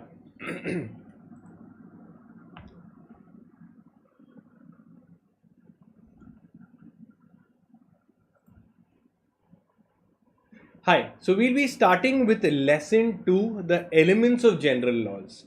Now, in elements of general laws, they have part 1, which is your Indian Contract Act, and your part 2, which is called as your Law of Torts. Let's begin with the first part. The first part is your Law of Contract. Okay, so very simple. Let's understand what is the law governing contracts in India. So simply, can you tell me which is the law act that governs the Contract Act in India? So it is your Indian Contract Act 1872. So the law governing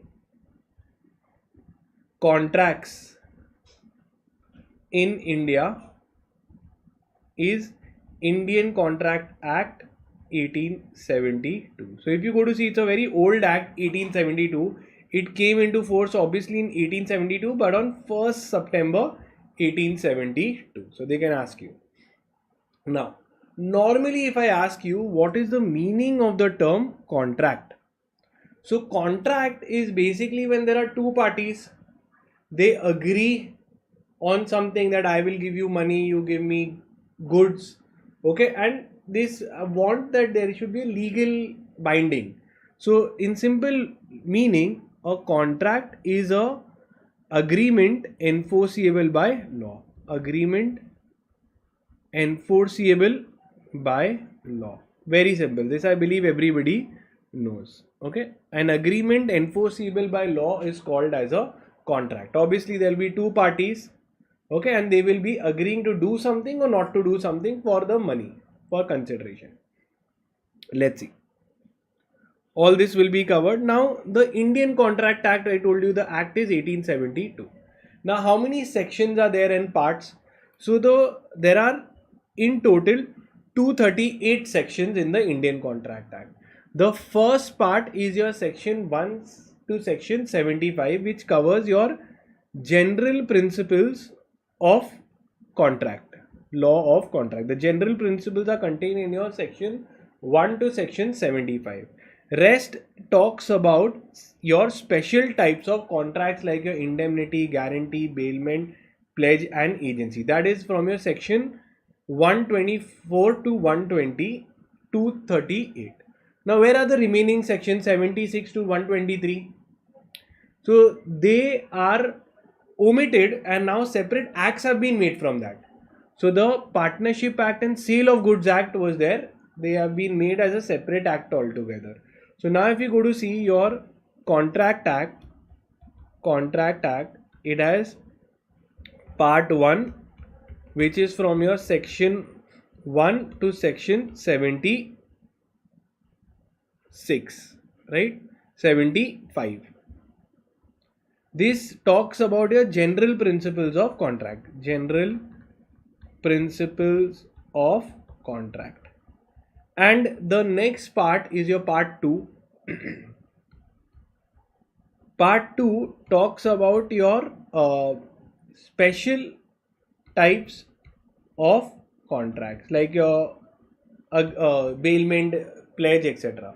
So here this covers is from your section 120 4 to 238, 124 to section 238. In between the sections which were there, okay, in between the sections which were there, that is your section 76 to section 123. From here now we have your Partnership Act separately, you have your Sale of Goods Act, Negotiable Instrument Act. All of this has been made from here. Clear till here? Done. Now we will understand the term contract properly now. Very, very important. You need to know the section number, also the definition. Section 2H of the Indian Contract Act defines what is a contract. Okay, so what is it? Section 2H defines a contract. We saw the meaning. An agreement enforceable by law is called as a contract. Let's understand how it is. So I'll give you the proper thing. And agreement is there. Okay, and agreement which is enforceable by law. Enforceable by law means law recognizes it. If anyone breaks the agreement, does not do or perform the agreement as told, then you can go to the court and get remedy. This is called as enforcing the agreement, that you told me that you will give me the goods, you didn't give me, so I'll enforce it. This is called an agreement which is enforceable by law, is called as a contract. Where is it given? It is given in your section 2H. Clear till here? Yes. Now what if an agreement it is not enforceable by law? As per definition, can you tell me what it means? An agreement which is not enforceable by law. For example, a social contract. A social contract. Like a contract agreement between husband and wife, that I will do this for you, and then he didn't do. Court will not take in effect, because obviously they did not want to make a contract as a court will come in between. It was just a socially sent between each other. So these kind are called as void agreements. These are called as void agreements. Okay, so which are not enforceable by law. Everybody knows what is contract, enforceable by law. But if it is not enforceable by law, what is the legal definition? It's a void agreement, where court will say that, listen, it's between you all, the party didn't have any legal intention, don't come here. I invited you to come to my house, you told you will come, and then you didn't come. So it becomes an agreement. It's an agreement not enforceable by law. Okay. So in contract, obviously there will be two parts. There is an agreement, and the party must have agreed to do something, give some money, give some goods, etc. An agreement and an obligation to do something. Now what do you mean by the term agreement? Every time you are seeing agreement. So agreement is nothing but a promise to do something, or a series of promise. Again, what does agreement mean? In simple words, agreement is a promise. Okay, if I say that I have agreed, means I have assented to do something. Agreement in English, I could say it is a assent. What does agreement mean? It is a assent. I agree. I am assenting to do something or not to do something. For example, if I say, if you give me 2 lakh rupees, I will not file a case on you. If you give me 2 lakh rupees, I will not, harass you anymore. I will not take away your goods, etc. Okay. So here, when we see an agreement is section 2E. Section 2E. Every promise and every set of promise, all the promises basically, which are forming the consideration, okay, is an agreement. So everything that ever has been promised in the terms and conditions is all collectively called as an agreement. I promise to pay, send you the goods by this date, and it will be of this quality. So all those promises collectively are becoming a agreement. Very simple. Okay, so there will be an agreement is one, someone must have offer. So offer plus acceptance. Okay, offer plus acceptance becomes an agreement. So you give an offer, offer is nothing but a proposal. Okay, and there is a acceptance, it becomes an agreement. If this agreement is enforceable in court, in law, then it becomes a contract. If it is not enforceable in law, it is not enforceable in law, not enforceable, then it becomes a void agreement. Okay, it becomes a void agreement. Not enforceable, then it becomes a void agreement. Okay, now let's see some of the features of agreement. We are going to see two important features of agreement: plurality of persons and consensus ad idem. Obviously consensus ad idem is important because plurality of persons is very simple. So what does plurality of person mean? That there has to be two or more persons. It has to be two or more persons. Then only agreement. Can you make an agreement with yourself? Answer is no.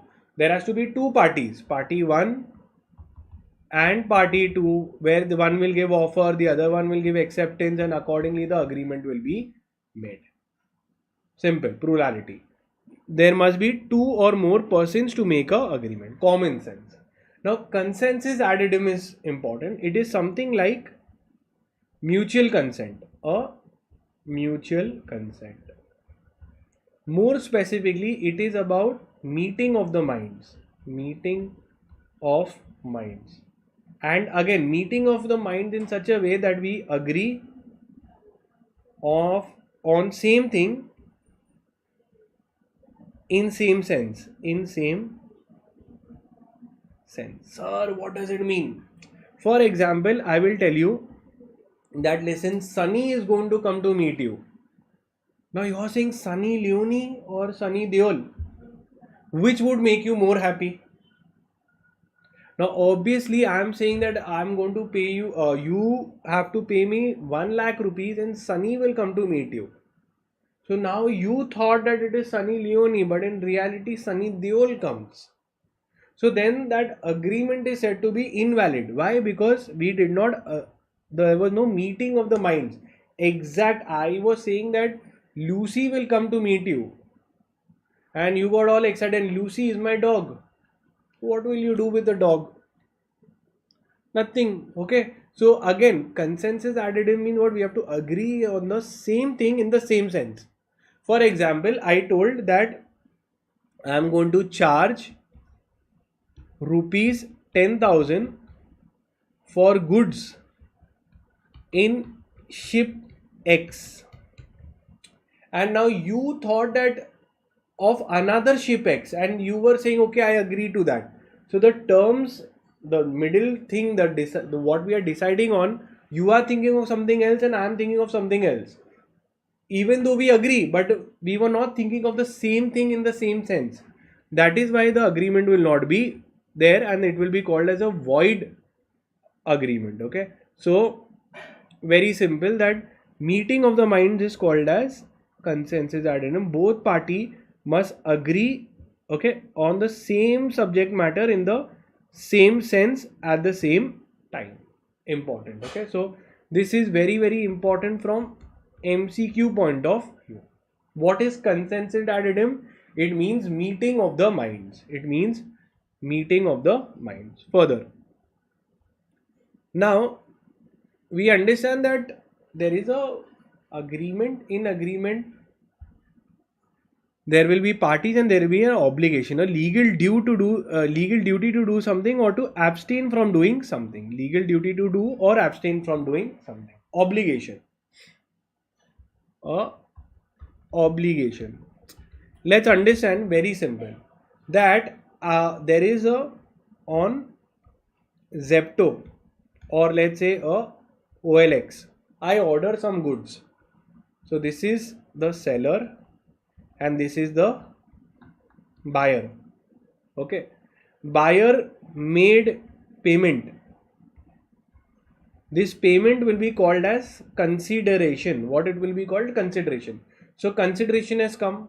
Now it is the obligation of the seller to dispatch the goods or service, and then it will come to the buyer, because the buyer, as per the terms of the contract, he has made the payment.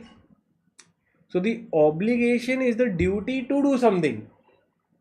Duty to do something. Or it could also be an obligation not to do something. Not to do something. Now, how can it be there? For example, there is an employee. As a part, he has been, he's leaving the company. He's leaving company. So I pay him rupees 5 lakh rupees extra and tell him that he will not compete with me in 200-meter radius. So I'm saying he will not start a competing business, and for him which I pay extra money, that is called as a consideration to not do something. So sometimes when these companies buying another company, they tell the promoter that don't start another software company and compete with me. Okay, so Facebook bought over WhatsApp. They told Brian Atkin, the owner of WhatsApp, that don't start any other social, messaging company again. So this is, I'm paying you extra for it. So this is a consideration is given to not do something. Okay, so obligation is there that you, once you get the money, then it is your duty to do or not to do something as per what has been priorly decided. Okay, so section 2b says that when a person to whom the proposal is signifies his assent. Now this is about, thereto the proposal is said to be accepted. A proposal is said to be accepted becomes a promise. So when you signify your assent, so very simple, your section 2a talks about offer, 2b talks about acceptance. Okay, now what is the acceptance? An acceptance is basically when you signify your acceptance. I can't use the word, right? I signify my assent, my consent to the offer. It is called as acceptance. So section 2b talks about acceptance. Now, rights and obligation, very simple. When parties have made a binding contract, they have created rights and obligations on each other. Okay, both of them will have certain rights and both of them will have certain obligation. Very simple. So A is under an obligation to deliver the car to B. So A agrees to sell the car for rupees 10 lakhs to him. Okay, sale of car is there. Sale of car. So obviously payment of consideration is one, and for the car it is the second thing. Clear? Plain obligation. Next, agreements which are not contracts. Again, let's see. Very simple, that all agreements, let me ask you an important question. Okay, just a sec.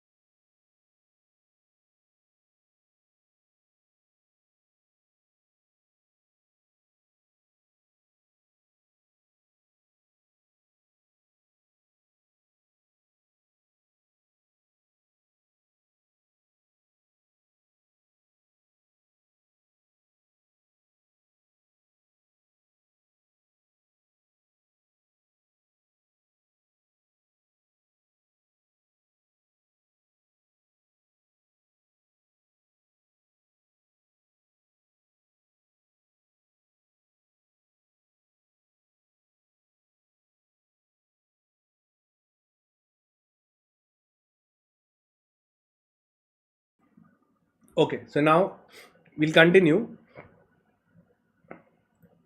Okay, Let's understand, okay?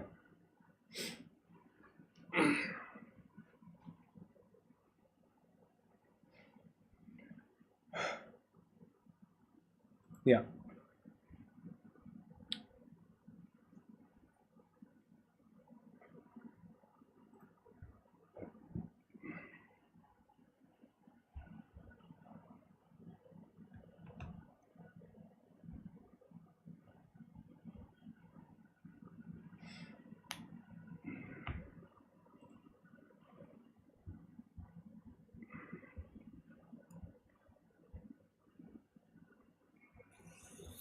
Just a second.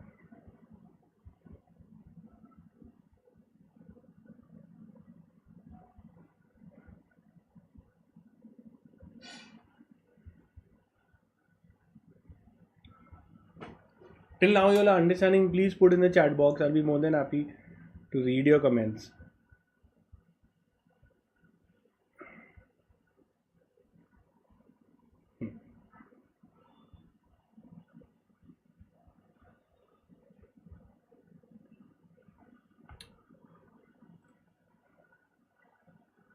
Now we'll see agreements which are not contracts. Now, what does it literally mean? Okay. What does this factor mean? Now, first, you tell me whether agreement is a wider term or contracts or contract. Which is wider? You tell me, which is wider? So, can I say that all agreements are not contracts? All agreements are not contracts, but all contracts are agreements. Yes or no? All agreements are not contracts, but all contracts are agreements. Yes. So it means that agreement is a wider term. Agreement is a wider term. Only agreements which are enforceable by law become a contract. Okay. So now I can say that easily that certain agreements will be contracts. Okay. And some agreements will not be contracts. They will not be contracts. So now I'm going to see agreements which are not contracts. So some of the examples are very simple. A social contract. A social contract where the parties didn't have any legal intention, or a agreement with a minor, they cannot become contracts at all. Okay, let's see. Or someone who is very much drunk and you made a contract, so all of those becomes invalid. Let's see. Between husband wife, which is there, it is an agreement, but court will not enforce it. Let's see. So agreements which there is no legal intention of the parties to say that in case if it is breached, we'll go to court. Okay. So agreement with respect to social matters. For example, I tell that you come for a movie, you agreed, but you didn't turn up. You come for a New Year party, we'll go in Thailand. Ultimately, nobody came. Okay, so your parties agree sometimes, but they do not expect that they will be liable to legal penalties because they just genuinely said it. There was no intention to make a legal binding, legal, legal boundaries have not been created. We just casually said. So social matters are there which cannot become contracts. Next, domestic arrangement between husband and wife. Common sense in Balfour versus Balfour. Important. What happened? The husband had said that I'll go abroad, and then after going abroad, I will send you money regularly. He did not send. The wife went to court and saying that you did not give me money. He promised me. So they said this is between y'all. He didn't have any legal intention. Okay. This is a social nature, husband, wife. We will not take it up. Okay. So next, very, very important, your section number 10. Now section 10 talks about when agreement will become a contract. So all agreements are contracts. Very, very important. So when agreement becomes contract. So when it becomes, so they are saying that if it is by free consent, okay, and there is a lawful consideration, lawful object, and it is not being declared void. So when does a agreement become, so a agreement becomes contract, that is covered under your section number 10. When first one is there should be a lawful consideration. Second, they are saying it should not be declared void. No, it should not be void. Third, they are saying that it should be from free consent and lawful object. Free consent and lawful object. Means if I have an agreement to kill the Prime Minister, so this will say, Arey, this is illegal, this cannot be done, so it's not a lawful object. If I want to have a business of alcohol, can I do? Yes, it is a lawful object. If we want to have a business of teaching people how to kill each other, they say this is illegal. Object should be legal. Any immoral business that you start, not allowed. Free consent. So the party should be freely agreeing. You cannot put in a gunpoint and tell them to agree. Should not be void. Okay, that means if something like a agreement with a minor is declared void. Okay, so certain things have been declared to be void, and it should be a lawful consideration. Lawful consideration means money gives goods against goods. That is also fine. Okay, it should be lawful. Like there was a Shakespeare story where they say that or flesh has to be given. This all is illegal. Okay, flesh as consideration, that all is not allowed. Now the essentials of a valid contract. Now what are the essentials of a valid contract? Let's see. So offer and acceptance should be clear. It should be it should not be vague. It should be legal. It should be certain. Okay, it should not be opposed to public policy. It must be out of free consent. Okay, they should be capable of contracting. For example, I take money to bring back a dead person into bring him back into life. So that is an illegal contract, not a valid contract. Okay, then it should be a lawful consideration. Okay, with the intention of creating social relations, legal relation, like social contracts will not come, and we have to agree to the same thing in the same sense. Okay, so offer and acceptance should be there, and both parties should be thinking of the same matter and the same thing in the same terms and conditions. So therefore, for a valid contract, there must be agreement, consent, and consideration should be there. Simple. Object and competent parties. Now let's take an example. There is a agreement. Now you tell me whether it's allowed or not allowed. There's an agreement with a term that A will provide 50 kgs of wheat on a price of more than rupees 50 per kg. This cannot be on ambiguous term. Therefore, the agreement is not valid. Of a price more than rupees 50 per kg. So it's not clear what they are trying to say. Therefore, it's not allowed. Okay. Very simple.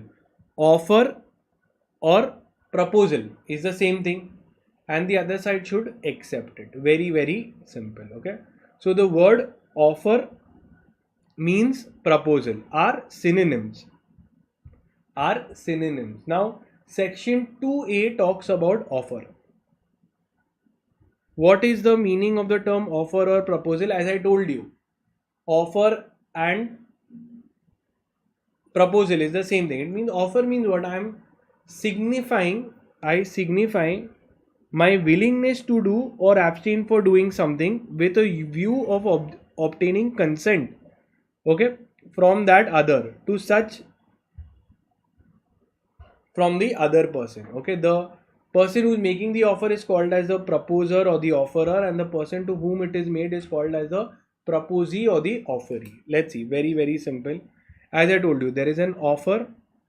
Offer is covered under section 2A.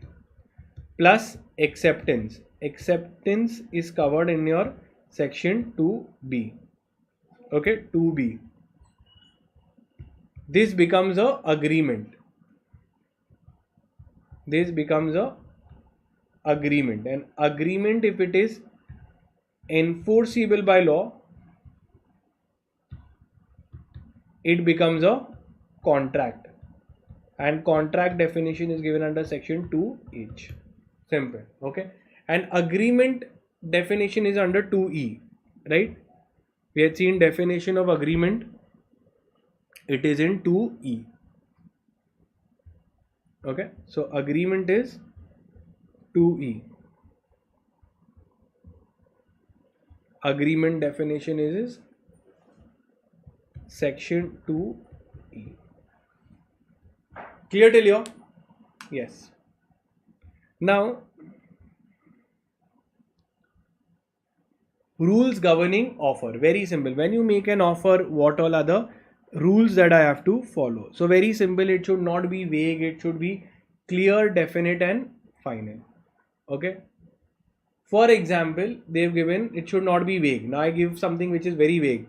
A promise to be paid an increased price for an increase. Now what is the increased price for a horse if they prove to be lucky to the promisor is too vague. If I say that I will pay you this amount if he turns out to be lucky, now that is very vague, not allowed. An offer must be communicated to the offeree. Very important. A offer will be effective only when it has been communicated to the offeree to give him an opportunity to accept. So there was a case where I made an offer and you did not know about the offer, and I said that anyone finds my dog, I will give him rupees 50,000. Now you came and you gave me the dog, you didn't know about the offer. So are you entitled to 50,000 rupees? Answer is no, because you didn't know the offer, so obviously you couldn't accept. So if you haven't accepted, there is no agreement. The communication of an offer may be expressed by oral or written, or maybe either conduct. Very good. So the offer could be either communicated. Offer could be communicated, okay, by express or by implied means, or by implied. Okay, express or implied. Express could be clearly by words or in writing, or implied means it is by act of the parties, act or conduct of parties.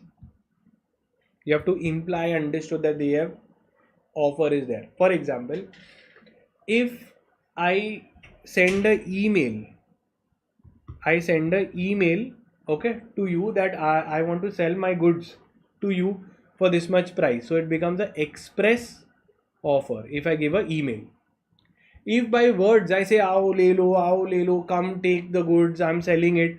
So if there is a market and in the market I'm coming and saying there is no written agreement, etc.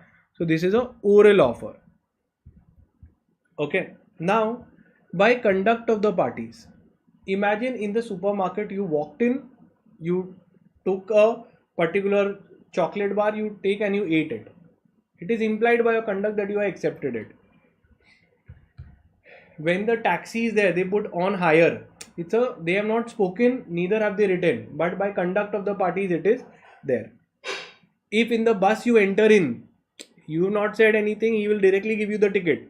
You are on the platform, automatically it becomes that you have to buy the platform ticket because you are there standing, by conduct of the parties. Okay. The offer might be either generic or specific. Very important. So offer can be either general offer or it could be a specific offer. Let's see. Okay, general or specific offer. Now, general offer is for all. General offer is for all, and specific is to a specific person. Okay. For example, if I say that anyone who finds my dog, they will get so much money. This is the example of general offer. Sometimes Airtel had said that anyone in India, if they can find a better 2G network, I will give you so much money. So this is a general open to all. Specific offer is like a marriage proposal. You specifically give the offer to that person, they agree, and the marriage is done. Could be I have specifically told to this investor that you invest in my company, and they will invest, and it is done. Okay. Now, lapse of offer. Now, how does the offer lapse? Obviously, uh, the last Diwali offer is there. It is only for 3 days. You can go ahead and buy, or I can put it on basis of for the 200 offers only. Okay. Or offer could also lapse by me cancelling it before anyone accepts. So section 6 says that the various modes of lapse of offer. It can lapse if it has not been accepted by anyone within the specific time. I made an auction, nobody bidded only. Closed. It has not been accepted the mode prescribed. Okay, by I have told that anyone who is interested, please write to me by email. Nobody did that, it will lapse. Offeree rejects it by a refusal to accept. So again the offer is rejected because you gave the offer, he denied it. So sometime when you go at bargain sale, we tell him that he makes an offer, you reject it. He tells you that will you buy for 1000 rupees? They say no, I will not. Either the offer or the offeree dies before the acceptance. The acceptor fails to fulfill a condition precedent to the acceptance. So there was something that if you want to accept it, you have to first get this much marks. So I create a filter that only those who are from USA can enter into this exhibition and buy. So that condition precedent, the prior condition to make acceptance is there. So acceptance, I want to sell my dog only to a person who has a graduate degree. So if you go to see, sometimes there is a dog, I have put it on sale, and I have said that the buyer should have an income value of so much, annual income. Only then they will be able to take care. So if you don't fulfill the income, you cannot make the acceptance only. The offeree makes a counter offer. Very, very important, counter offer. So counter offer. This is a classic case in bargaining. Where what happens, the offeree makes an offer. This is called as counter offer. So for example, you are selling, the seller of goods says that I am going to sell this product A for rupees 1000, okay, to the buyer. The buyer rejects it, and instead he gives his own thing, that not 1000, I will take it for 950.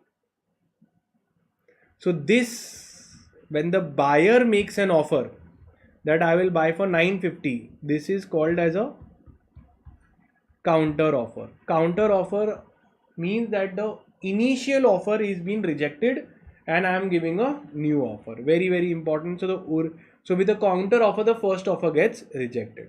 It amounts to rejection of the offer. The offer by the offeree may be accepted or rejected by the offerer. Now, revocation of the offer by the offerer. Now imagine I posted an ad to sell my car. Now I decided to change my mind. I said I don't want to sell the car. So can I take back the offer? Yes. Anytime before acceptance. So simple line is anytime before acceptance. Means before anyone accepts, I have to withdraw it quickly. Okay, so a offeree may be revoked by any time before the acceptance. Revocation must be communicated to the offeree. When I'm cancelling it, I have to communicate it to the offeree. Okay, that I will tell that I had put it and now I am cancelling it. Must be communicated, as it does not takes effect until it is actually communicated to the offeree. So imagine if I have sent an email to you that I am ready to sell my car for rupees 1 lakh, and then someone said don't sell it. So then I have to send another email saying that I am cancelling my own original offer. So the revocation must reach the offeree before he sends out the acceptance. Offer to keep open for a specified time is not binding unless it is supported by consideration. So an offer to keep open for a specified time is not binding unless it is supported by a consideration. So this we can skip. This is clear. So this is any time before acceptance. Now what is acceptance? Very simple. We have already done. So we'll move ahead. Section 2b. It is a person to whom the proposal is made signifies his assent. Simple. What are the rules of acceptance? Again, it could be express, implied. Express means you have clearly said yes, I want it, either by words or in writing or by a conduct of the parties. So let's say if I have a salesman comes and he says this goods is the new chocolate that we brought in. It is for 500 bucks. You take it and you open it and you eat it. So you've not said that you want to buy, but you, from your conduct, it is shown that you are accepted it by eating it. If a particular, so for acceptance, what is rule is there? If a particular method is there, you have to follow the method. If acceptance must be unqualified and absolute, and it means when you're accepting it should be if and but. This is the offer, I'm accepting it. A counter offer, when you give, okay, operates as a rejection of the original offer. When you offer for 1000 and he has given a counter of 990. Acceptance must be communicated to the offerer, very, very important. So if you are accepting it, that also you have to mail and tell, or you have to communicate it by express or implied. Where the offeree merely intended to accept but did not communicate his intention to the offerer, there is no contract. Mere mental acceptance is not allowed. You have to actually communicate to them by words or actions or written. Mere silence on the part of the offeree does not amount to acceptance. You cannot just be silent, doesn't mean acceptance. Okay. If the offer is one which is accepted by acted upon, no communication is necessary. Okay, unless communication is stipulated. So sometimes communication is not needed. You directly act upon it and it is done. For example, I displayed on this. Nobody spoke. You just picked it up, pay the money, and you left. So communication not needed unless it is stipulated in the offer. So by actions also you can do. Words you don't have to open your mouth also. Now, there was a reward of finding a lost dog example which I had given.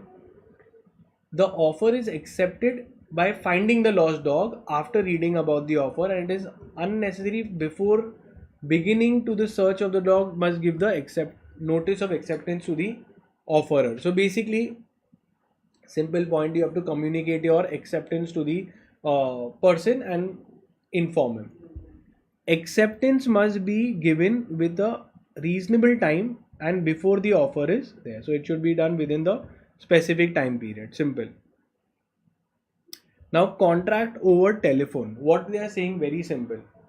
Contract over telephone is very simple. It has the same principles as normally it should be. Offer acceptance should be there. Offer is there on telecommunication, and even acceptance should be there.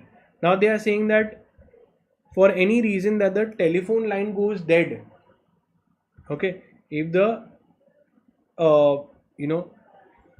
during the conversation the line goes dead and the acceptance is not done, the offerer does not hear the offeree's word of acceptance, there is no contract at that moment. Obviously the phone line dies.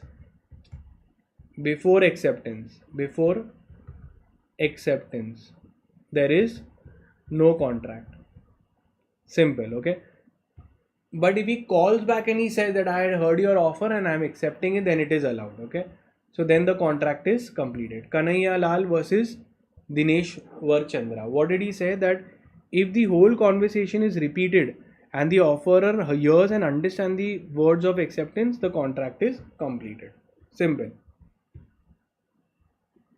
Intention to create legal relations, we already saw. That intention among the parties should be there, that they want to create a legal consequence if anyone breaks the contract. Examples of social contracts are not covered. Okay, social is not covered. Now, very, very important, consideration. Now, section is section 2D. It defines consideration. Consideration simply means something in return. Something in return. Okay. For example, if I am selling my phone to the buyer, so from the buyer I am giving the phone. From the buyer he has to give me some consideration, okay, from the buyer. Then only we will say that there is a proper contract. If imagine there is a the person is there, he distributes to the poor free blankets, free clothes. Is it a contract? Yes or no? Is it a contract? Yes or no? Is it a contract? Obviously no. Why? Because there is no consideration. No consideration. So you can write this down. This is the general rule, that no consideration, no contract. No consideration, no contract. Clear? Write it down. Very, very important. So, and there are few exceptions. We'll see the exceptions also. Okay. Now understand what it means. Quid pro quo. Something in return. Okay. The requirements of consideration is important. A mere promise is not enforceable in law. Consideration should be given. Mutual promises should be there from both the sides. So free things will not work because you have not given anything in return. So both have to give something.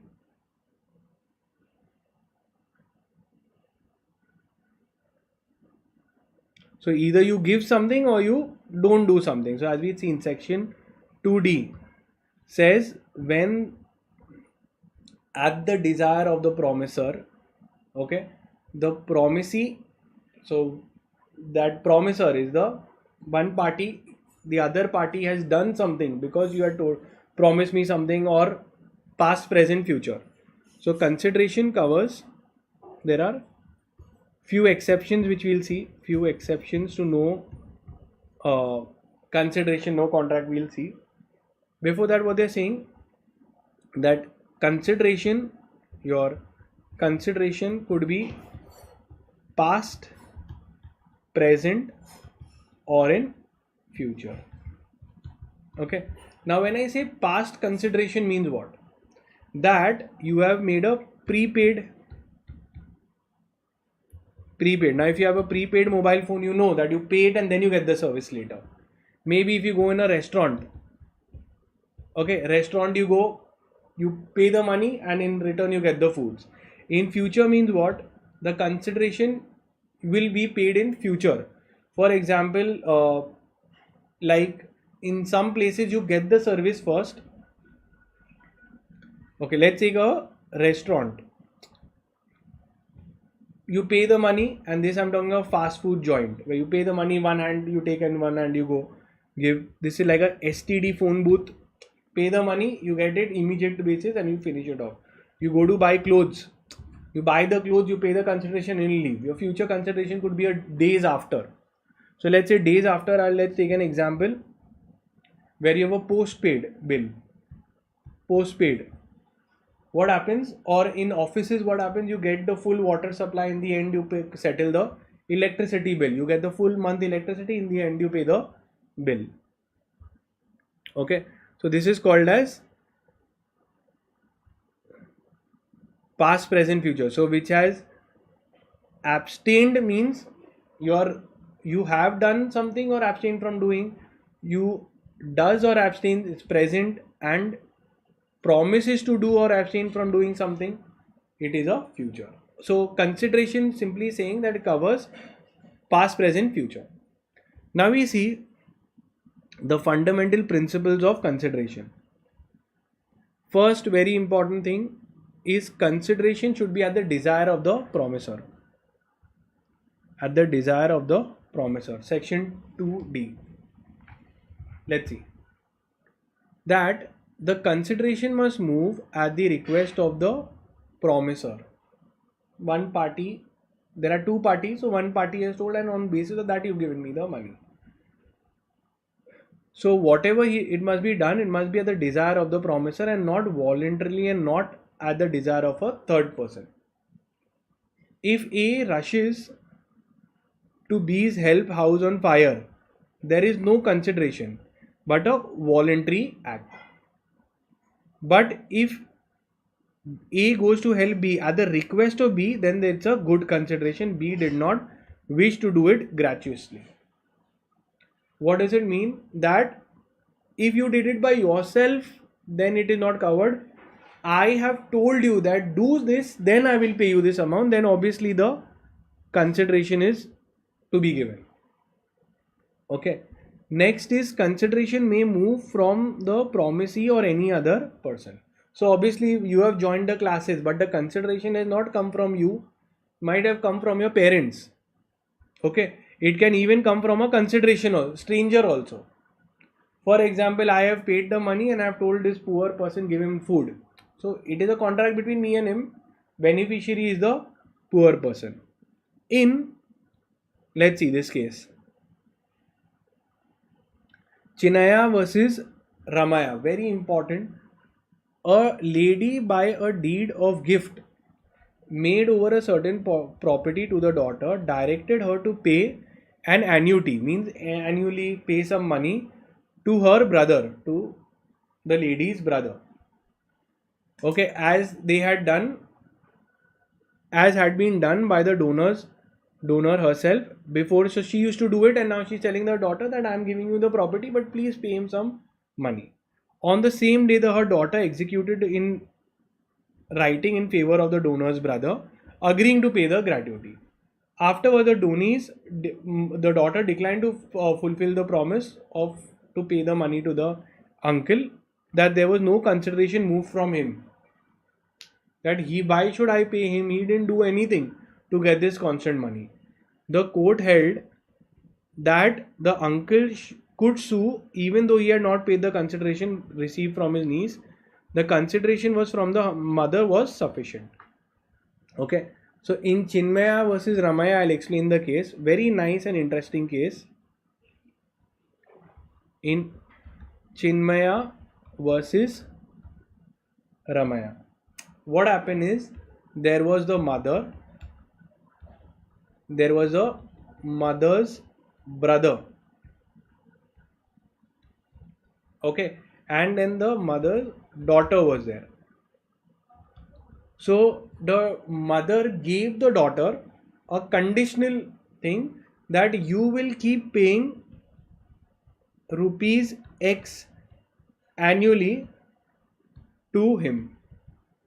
So the daughter wanted the property. She agreed that give me the property, I will pay.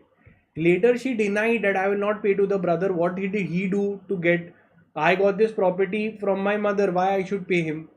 So then the court said, listen, the consideration mother gave on behalf of the brother. So it was the consideration from the brother is paid by the mother. Okay, for the house, etc. So you will have to pay. So this was the Chinmaya versus Ramaya case. Okay, let's see. privity of contract. Mark it as super important. Privity of contract. Okay, very very important. Simply means one line that a stranger to a contract cannot sue. Cannot sue. This is the general rule. It has few exceptions which we will see.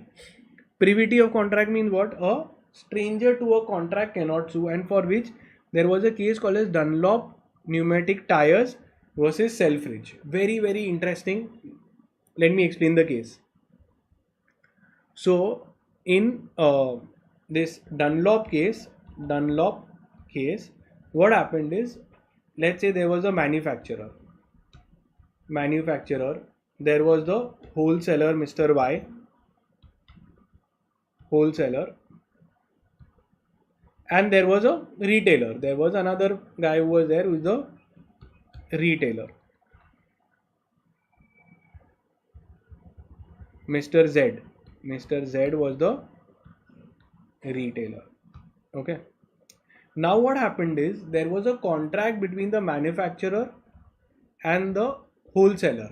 The manufacturer said that don't sell below 50. Example, don't sell below 50.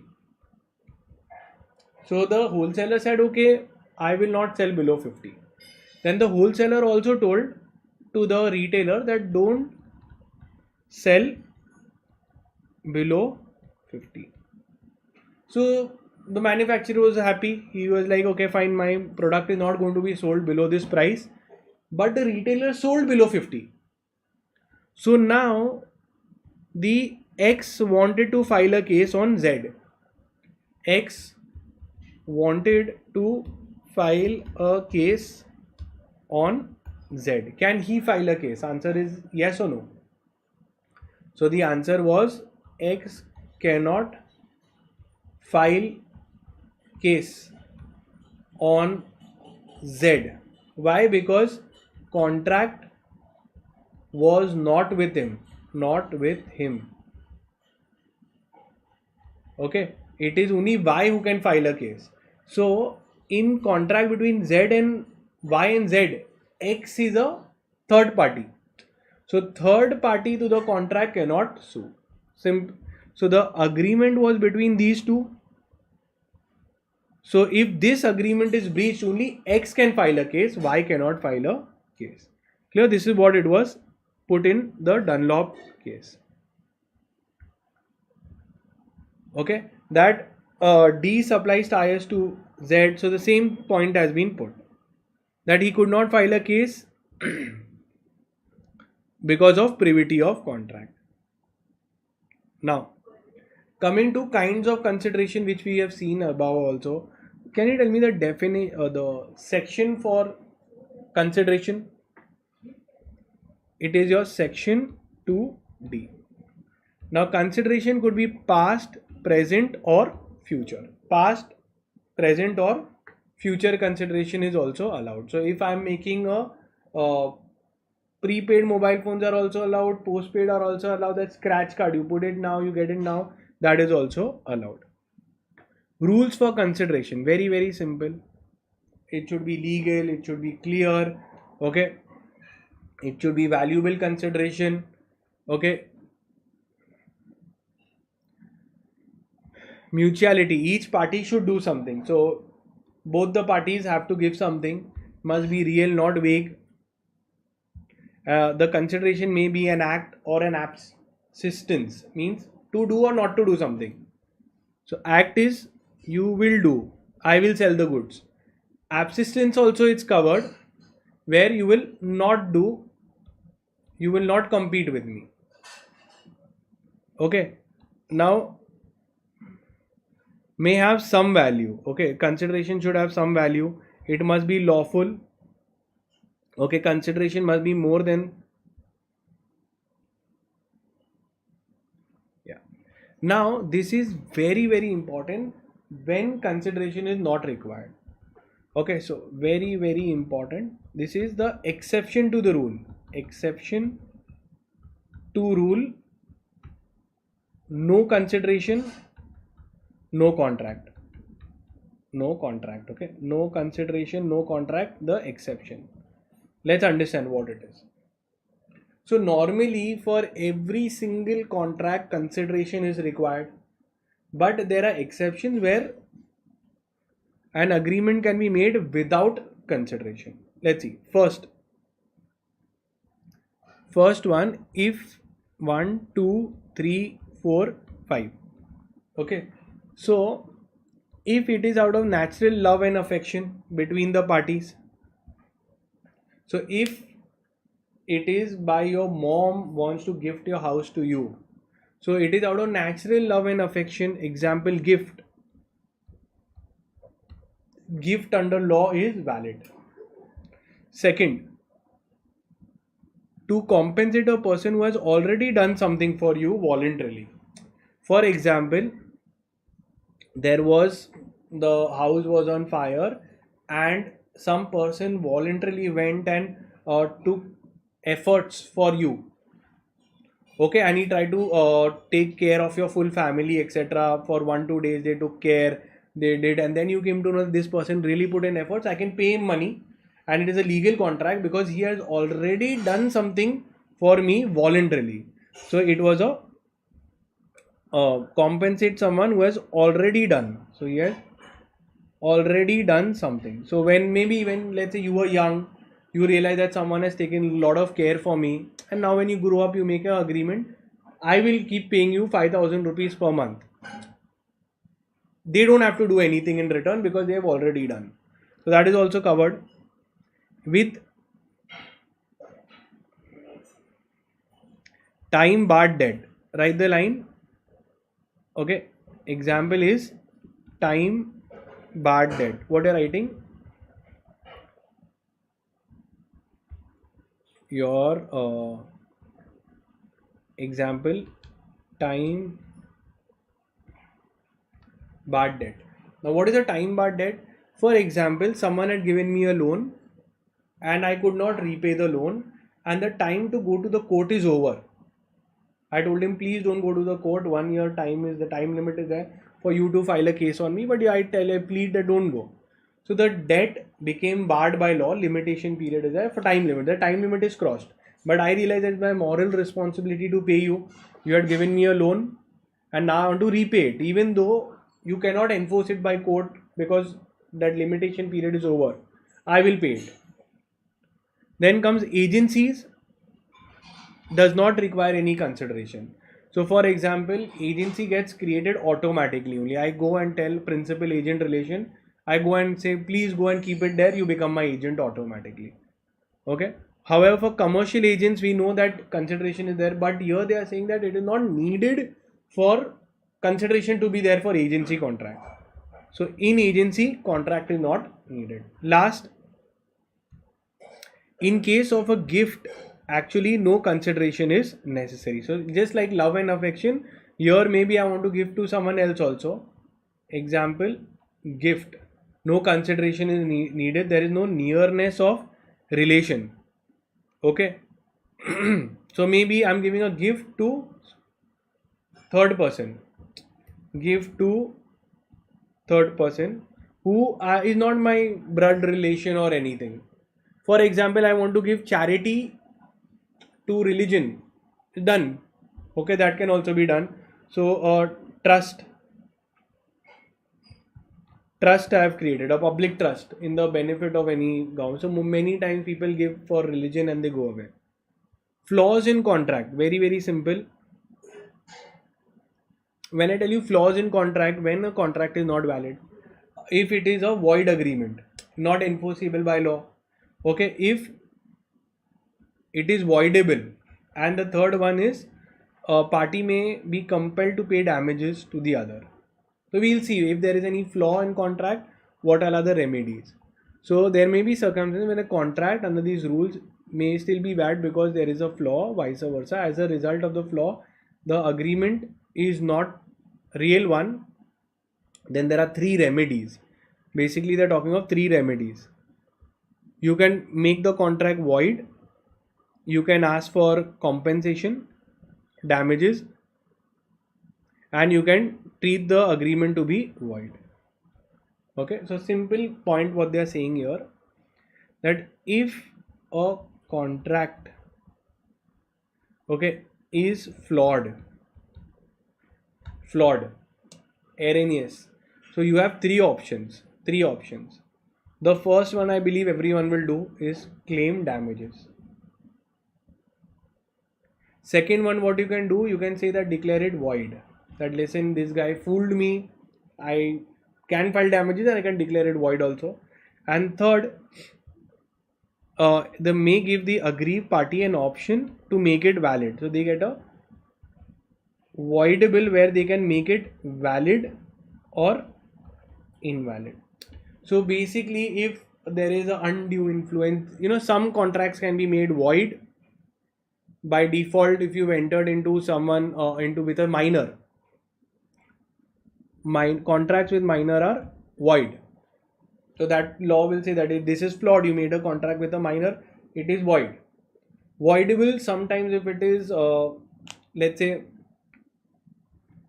an example is a wrong parcel came to you.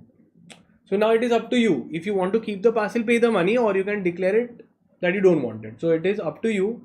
If you received a wrong parcel, then it is up to you. If you want to pay the money and keep it, or you declare it invalid and void. Void agreement and voidable contracts, very, very important. Okay, many people don't know. See, what is the difference? It sounds so similar. Can you tell me difference? Okay, let's see. So this is a void agreement and this is a void contract. See, a void agreement is when the agreement is not enforceable by law. Okay, it is not enforceable by law. First. Second, your void contract. Now void contract is enforceable by law, and this is void contract. So this is considered to be a misnomer, like a very confusing line, because void is not enforceable and this is contract is enforceable. So void contract is basically when it was valid earlier, but due to change in law, change in circumstances, it is now declared void. Now you cannot do it. Now it is declared void. Example, change in law. Like for example, hookah was allowed for many years, then again the law government made the change. They say hookah parlors are banned. So what happened is, earlier you must have had a contract, so it was all valid, but now it got invalid. Another one, you have entered into a contract with a Chinese person, it is perfectly legal, but if there is a war with China, automatically all the contract becomes void. So it becomes a void contract. And the third one is illegal. So how is illegal contract different? Illegal contract, that a agreement to do an offense, So basically in this you get punished by law. There is an offense, you might get imprisonment, etc. Okay. Now we are coming to illegal. I told you, in illegal you will get punished by law. Okay. Now flaws in capacity. Flaws in capacity means what? That the flaw in contract was due to the age of the particular or the personality type. So minor, lunatic and disqualified by law. Now pay attention to this, okay? There are, for these special categories, persons who are minor, who are lunatics, okay, who are idiots and drunkards. See, there is idiots and drunkards.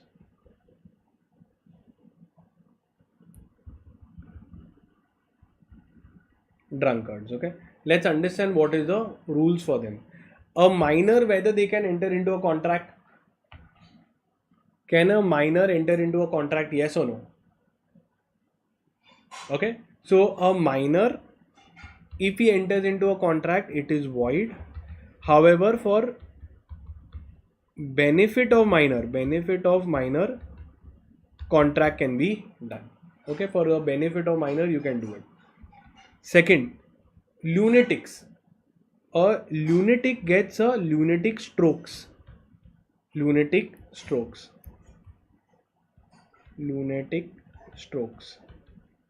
Now, when I say lunatic strokes means what? He will be in senses sometimes and he will not be in senses. So when he is in senses, he can enter into a contract. When he is not in his senses, he cannot enter into a contract. A idiot is a person who is permanently unsound.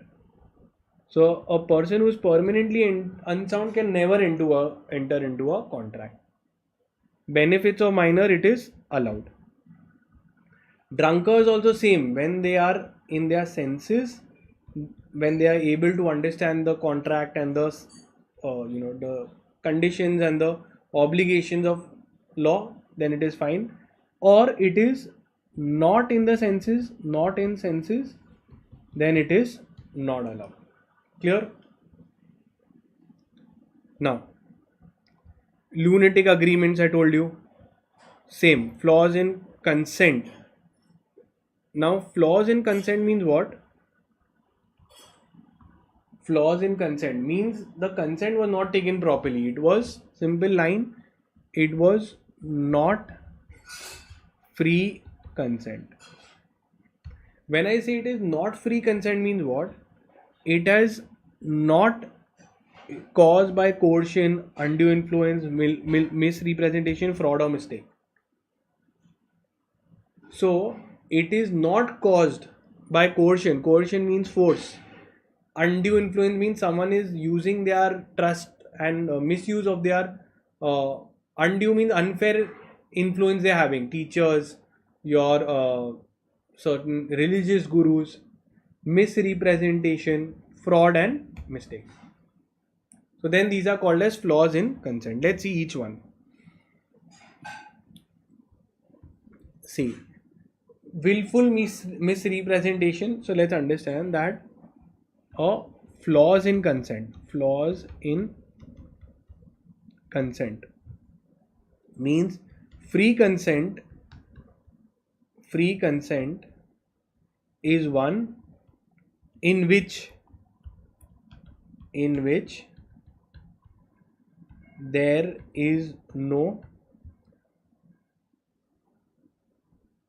fraud or there is no coercion. What is it? See, coercion means force. Second, undue influence. Undue means unfair, and influence means you have a position of trust. Okay. Third, coercion, undue influence. Then we have your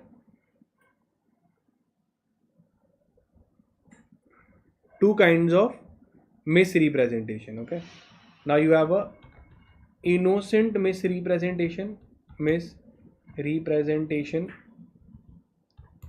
Okay, where you believe that I believed it to be true but it was actually untrue.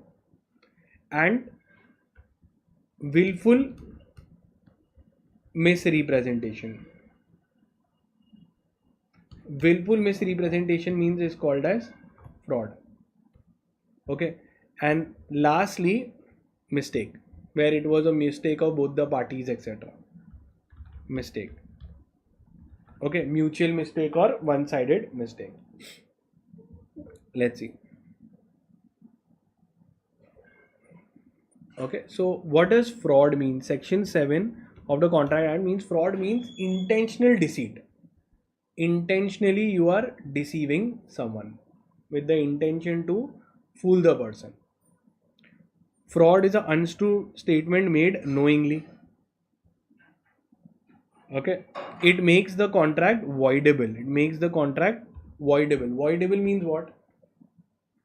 The other person will decide whether he wants to do or he doesn't want to do. Now we come to one very important thing, which is called as contracts Uberrimae fidei. Okay, mark it as super important from MCQ point of view. Okay, here it means it is your duty to disclose. It is duty to disclose. For example, when normally we have that, you find out I have kept the goods, you decide whether you want to buy or no. So here they say no. In Uberrimae fidei, if there is something wrong, you speak up. For example, in contract of insurance contract, you have to speak up and say that, listen, I smoke and I have one liver and I have whatever thing is there, you have to tell. Second, in the company prospectus, so when we raise money from public, it is a duty of the company to tell them all the defects also they have to disclose. Then only people will invest. Contract for sale of land. So in the immovable property, whatever defects are there, title defects, disputes, all you have to disclose. And contracts in family arrangements. Okay, family property, whichever is there, so party should do.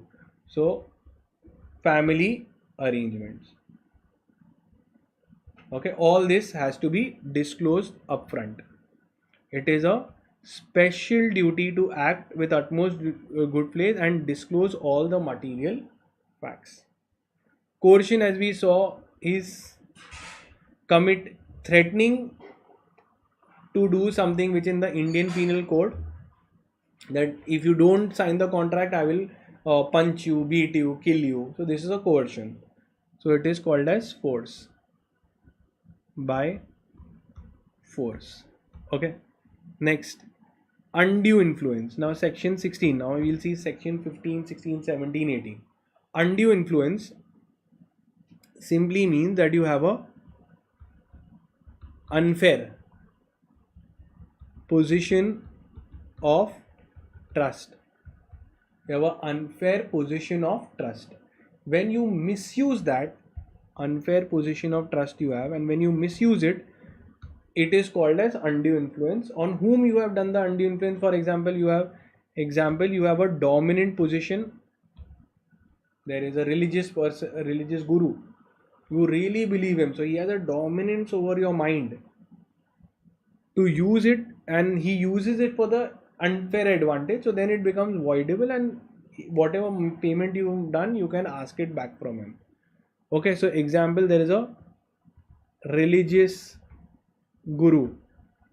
So he has a dominant position over your mind. If he asks you to pay money and you've paid and later you've realized that he was fooling you, you can ask for the money. Legality of objects, we saw that it should not, the section 10, that legal object it should be there. So section 23 says that the consideration of the objects of an agreement is lawful unless it is forbidden by law. Okay, so the consideration is lawful unless it is forbidden by law, it is fraudulent. Okay, it will defeat the provisions of law, it is implying injury to someone, the court, it is against public policy. This is your section 23. Now void contracts and illegal contracts, I've told you. In void, like void contract, example I'll give you. A void contract means it is a contract with which was legal and now illegal. Okay, contract with alien, with a Chinese party, with a Chinese vendor. okay, which was earlier legal and now illegal. And we come to illegal contract. Illegal contract would be, a agreement to kill someone, okay. Consequences of illegal contract, obviously it will not only be void, but you'll also have some punishment for it. Agreements which are opposed to public policy. Now what does it mean? Let's see. So some contracts, if you enter, it is treated that society doesn't allow and they are treated as void. Treated as void. In the eyes of law, this is something not right. Let's see. The following agreements are treated as against public policy, okay, but they are not illegal. You'll not get punishment or jail. They are treated as void against the public policy. So, agreement in restraint of parental rights. For example, I do not allow of custody of the child. We have an agreement for money, etc. That is illegal. Agreement in restraint of marriage. I say that I'll give you so much money, don't marry my daughter. Third, marriage brokerage. So having that, I'll make you marry this person, then you pay me so much. That is also wrong. Then agreement in restraint of personal freedom. So if I tell you that you don't leave this particular place at all, so I restrict your movement, personal freedom, that is also not allowed. And agreement in restraint of trade. Cannot do this business at all anywhere, so that is also not allowed. So all these are against public policy. Clear? Now, wagering agreements. Let's understand what is the meaning of wagering. Wagering simply means betting agreements. So betting agreements, whether it in India it is allowed or not allowed, so it is, betting agreements are void. However, there are some exceptions, okay. For horse racing it is allowed, horse racing, and maybe in certain places it is allowed. Online betting, some places they have allowed. Goa on the water they have allowed. So all those things are there. But wagering agreements are void. This is about betting where there is a gain or loss, we don't know what will happen. Wagering agreements are void. Okay. Void agreement, they've given you examples of void agreements. Void agreements means what? They have never become a contract only. So with a minor, under a mistake, okay, you have done all these examples they have given you. When a contract becomes void, so when it is not enforceable or it becomes void ab initio. Contingent contracts. So contingent contracts are conditional contract. What does it mean? That if you do something, then you will get it. So this is a contingent based on a condition. Based on condition. For example, if I tell you,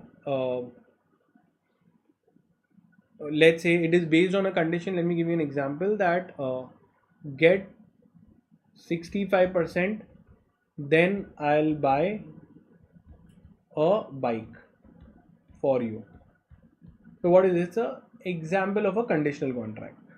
Quasi-contracts. Quasi-contracts are basically contracts which, okay, quasi-contracts are partly contracts. Partly contracts.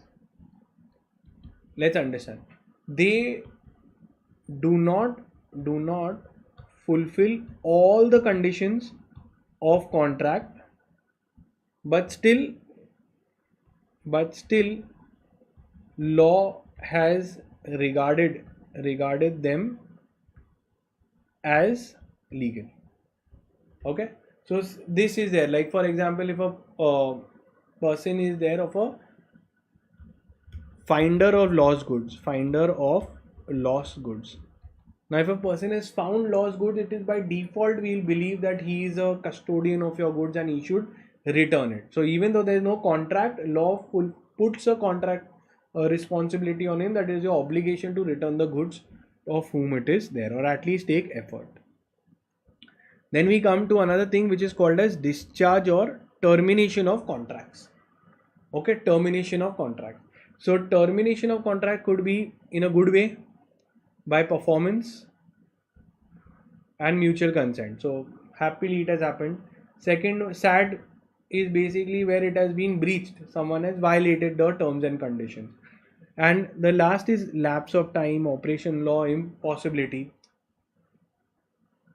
Time was lapsed by operation of law denied it, or subject matter died and became impossible to perform. So these are all,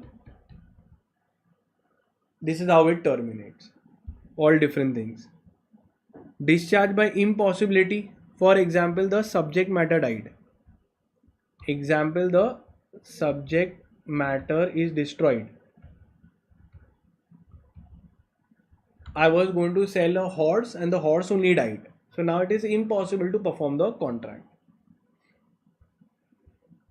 Breach of contract. So whenever there is a breach of the terms and conditions, so there is a violation of terms and conditions, it is called as breach of contract, and you can ask for remedy. Remedies can be given under law. Okay, these are the remedies which are there. First, you can, if someone has breached the contract, you can cancel the contract, you can sue for damages, you can ask for specific performance. Specific performance is asking the court to tell him to perform. File a injunction. Injunction is stopping him from going anywhere else, doing anything else. And sue for quantum merit. Mark it as very, very important MCQ. Important MCQ. So quantum merit is, if a contract has been breached in between, pay for how much has been earned.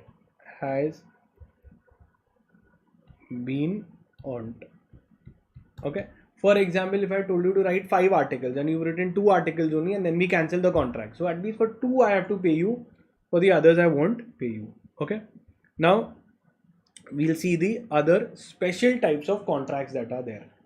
Okay, let's see. Special types of contracts.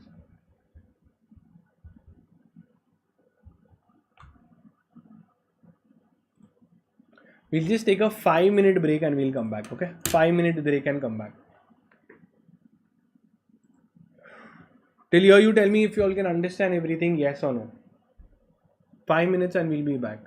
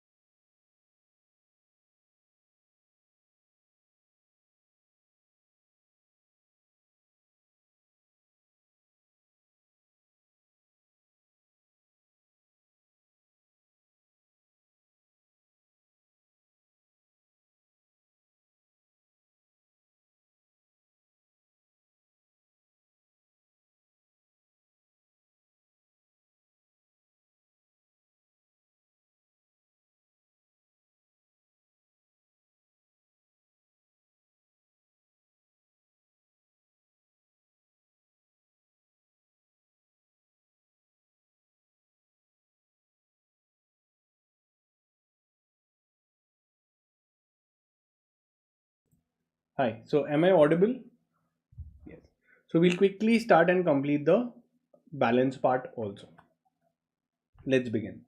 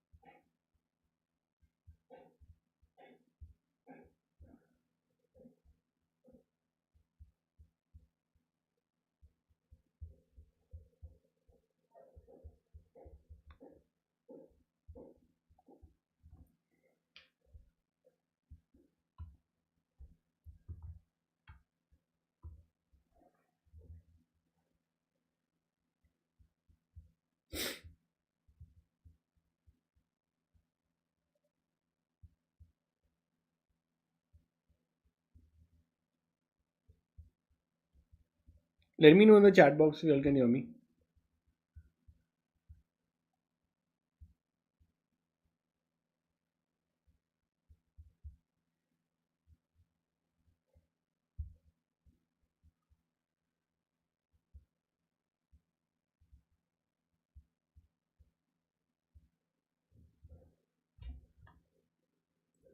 Okay, so we'll start.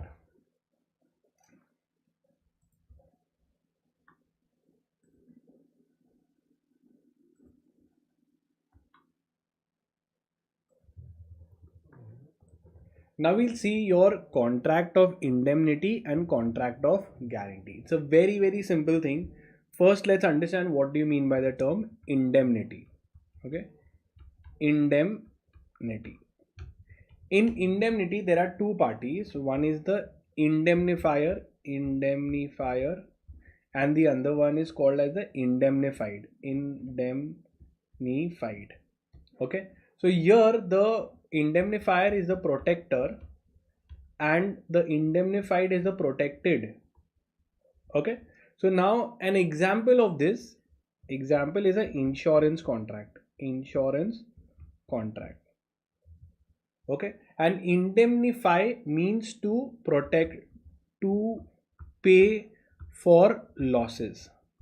Okay, so in the insurance, let's say you've taken a car insurance and unfortunately there is an accident and there is a loss. Who will pay for the losses? Obviously the indemnifier will pay to the indemnified. So here the insurance company is the indemnifier and the beneficiary is the insured person. Okay, so he's the insured person, is the beneficiary, is the insured person, he is the indemnified. Very simple. So what do you mean by indemnity? Indemnity means to make good the losses or to pay for the losses. Let's take another example. Let's say if there is a, I'm talking of a movie, okay, and let's say there is a movie maker, a director of a movie. Now director of a movie is telling the script writer that listen, I am going to make the movie on your script. Tomorrow someone will come and tell that it is his script. There will be a loss to me. If there is a loss, then you protect me. He said okay, fine. Okay, and here another example I give you. If a company is there, I'm buying your company. I tell that listen, give me protection. That tomorrow if anyone says that the company anything is illegal, then you take the responsibility. The person giving the protection, offering the protection is called as the indemnifier. The person who's protected is called as the indemnified. Can I say that moment loss is done, if there is any loss, then immediately indemnifier has to pay. So the liability is primary liability. That's it. Concept done. Now let's understand the term guarantee. Now what do you mean by the term guarantee? In guarantee there are three parties. There is a principal debtor there is a creditor who is given a loan, creditor, and he's given a loan on basis of a guarantor or a surety. So in guarantee, what happens? The creditor says, I will not give the loan to the principal debtor. I am finding it very risky. So the surety takes a assurance, takes a guarantee that I am taking a guarantee for him. Okay, you give him the money. So then the creditor will pay the money. Okay, and the principal debtor has to repay the loan.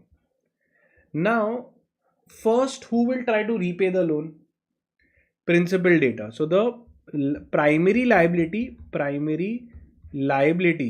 is of principal debtor. Only when the principal debtor will fail, then the guarantor or the surety has to pay. So the surety's liability is secondary liability.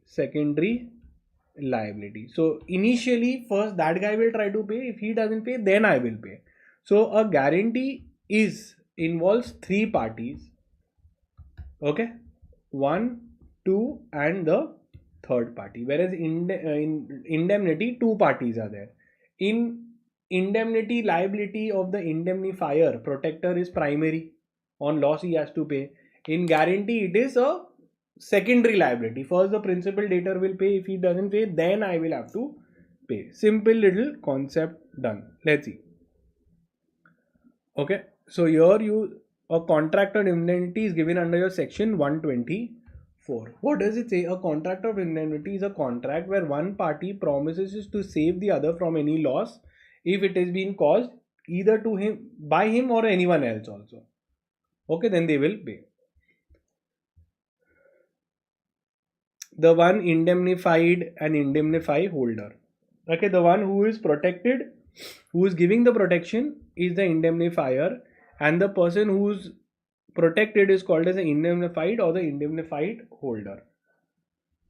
Okay, now when we see difference between contract of indemnity and contract of guarantee. Okay, in a contract of guarantee, it is your section 126. Okay, a contract to perform the promise or discharge the liability of a third person in case of default. So what is a guarantor? I will discharge the liability of the third party in case of his default. So when he defaults, then I will pay for it. This is your called as section 126. Difference: there are only two parties. Here there are three parties. Here the liability is primary. Here the liability is secondary. This is the two most important differences. Now we see contract of agency. Agency is basically getting the work done through another. So when we get the work done through another, it is called as agency. Now agency could be express or implied. Express means I clearly, by words or by actions or by writing, oral, I employ you, that you are my agent, this is the agreement, etc. So either orally or in writing. Implied agency is how a agent is being created. One is by estoppel, wife, necessity. Let's see, necessity is by ratification, and so four things have been given. Okay, so we have four. A contract of agency may be either express or implied, but the consideration is not essential in element of contract, which we've seen that consideration is not mandatory for agencies. This is one exception to the consideration rule. Now let's see.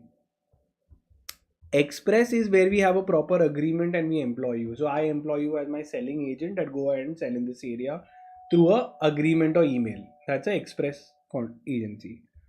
Implied basically means not by express means. So one, let's take for example your estoppel. Estoppel means that you have been estopped from denying something that you earlier promised. So for example, if someone is Now from the word itself, stop, okay, what do you see?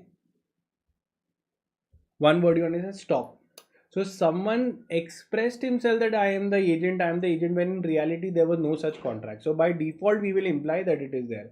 For example, I am promoting a brand and saying that I am their brand ambassador, when in reality I am not. Tomorrow, any liability is there, they can catch me. So in estoppel, for liabilities, you can be caught.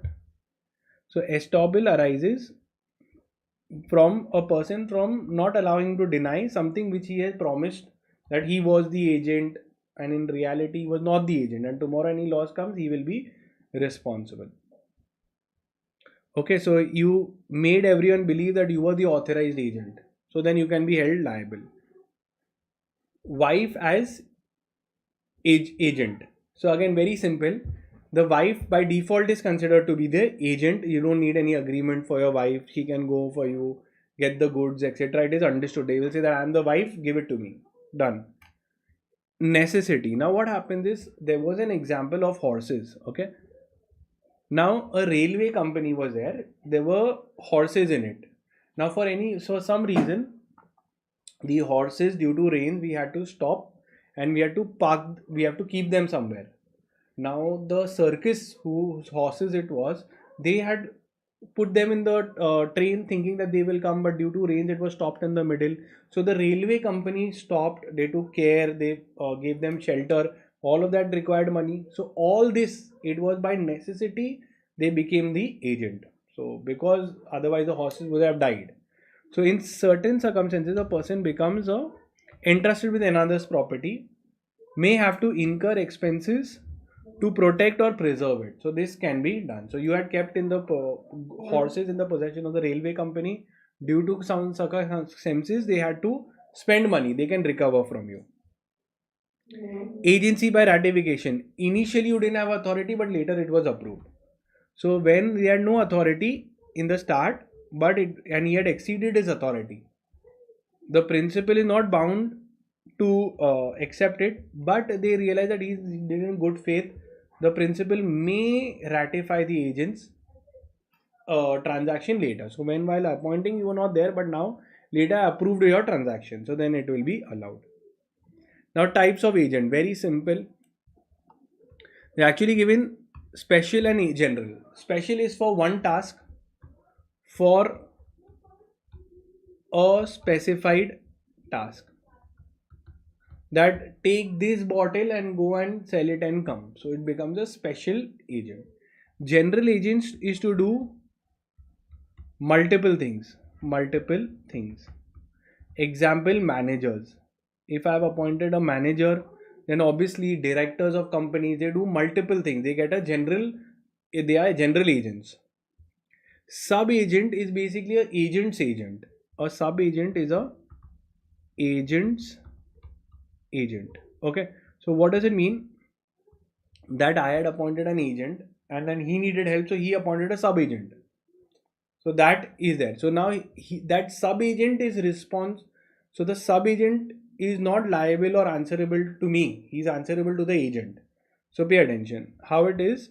There is the principal, then there is the agent, and there is a agent's agent. So here for this transaction, he becomes the principal. Okay, principal, and this becomes the agent for between these two. Okay, if money is not paid, he cannot sue the principal because he never had any agreement against him. Okay, simple. Mercantile agents are commercial agents for money in the course of business who are there appointed. They are called as commercial agents. Factors. Now factors, just see what it is. That some goods I give you, I say you only go and sell it off. So factor here means I appoint the agent to sell the goods. I appoint that you go and sell, and you only act as the owner and sell and give me the money. Whereas I've placed some goods in your possession. Okay, I contract you to buy for the principal, buy it for me.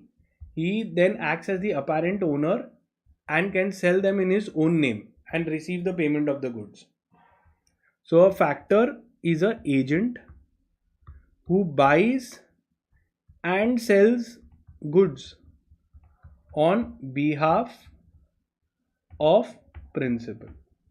Simple. So he not only sells, but he also buys the goods for my thing that is there. So he can act as the owner only and he can do, but then ultimately he's doing it for me. Not necessarily everyone will know, because he's purchasing only and acts as the apparent owner. So buys the goods for his principal also. Brokers, we know, brokers, they charge commission for goods sale, etc. Percentage that is there for the each sale that they make is called as a broker. Del Credi agent, very very important, has come in the past exam questions also. A Del Credi agent is a agency clubbed with guarantee. So they obviously are agents, they go and they sell, but they also give a guarantee to whom they will sell. If they don't honor it, he will pay from his pocket. So he is also taking a guarantee that he will pay to genuine people, and if they default, if there are bad debts, he will bear the bad debts. For taking this risk of finding good people and selling it, he will get an extra commission called as Del Credi commission. Okay, so the owner is very very happy. This agent is not only doing the agency work, but the bad debts also he is bearing. So bad debts he will bear. So bad debts who are there will be borne by the Del Credi agent. So he charges an extra commission for taking this guarantee. This is called as Del Credi commission. Auctioneers, we know that when the goods are sold in auction, you sell it to the highest bidder. He has no authority to warrant his principal's title to the goods. So he is not the owner of the goods. He is like an agent for the seller. Simple. Partners, we know in partnership, every partner is a principal and agent of each other. Bankers. Now bankers, they are in the position of debtor and creditors. Okay. A banker is an agent of the customer when he buys or sells the securities, collects the checks, dividends, etc. So a bank can act as agents for customers, okay, to collect payments on checks, etc. So someone has deposited a check, they will collect and give me, that is also fine. Duties of the agent. Now what is the duty of the agent? This is just overview you can do. That he must act within the scope. He must in absence of express instruction, he must follow the prevailing custom that is there. Yeah, he must do the work with reasonable due and diligence. So very simple. I don't think they can ask you question.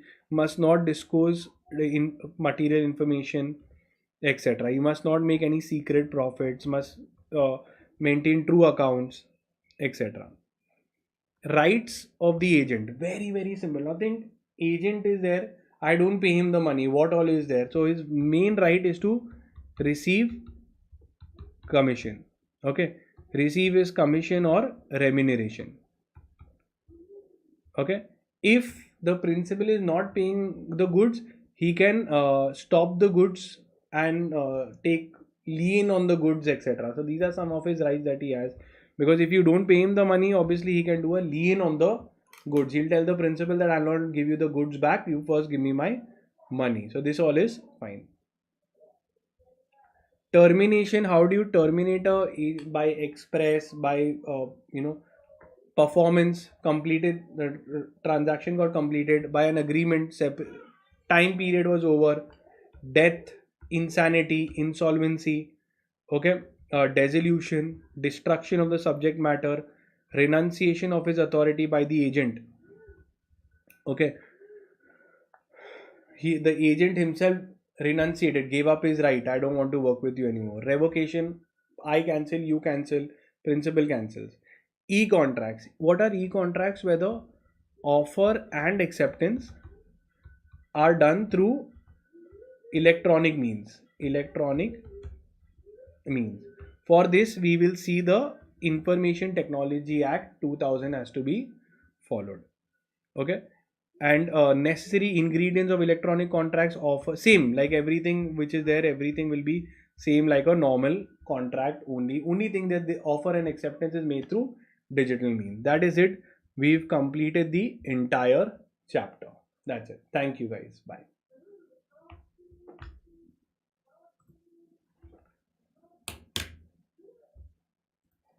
Done guys. Thank you so much. Do like the video. Please share it with your friends and I will also have another lecture tomorrow where I'll cover the balance chapters also. Take care, guys. Bye. And do join the WhatsApp group and do like the video. Please share it among your friends also. Thank you, guys.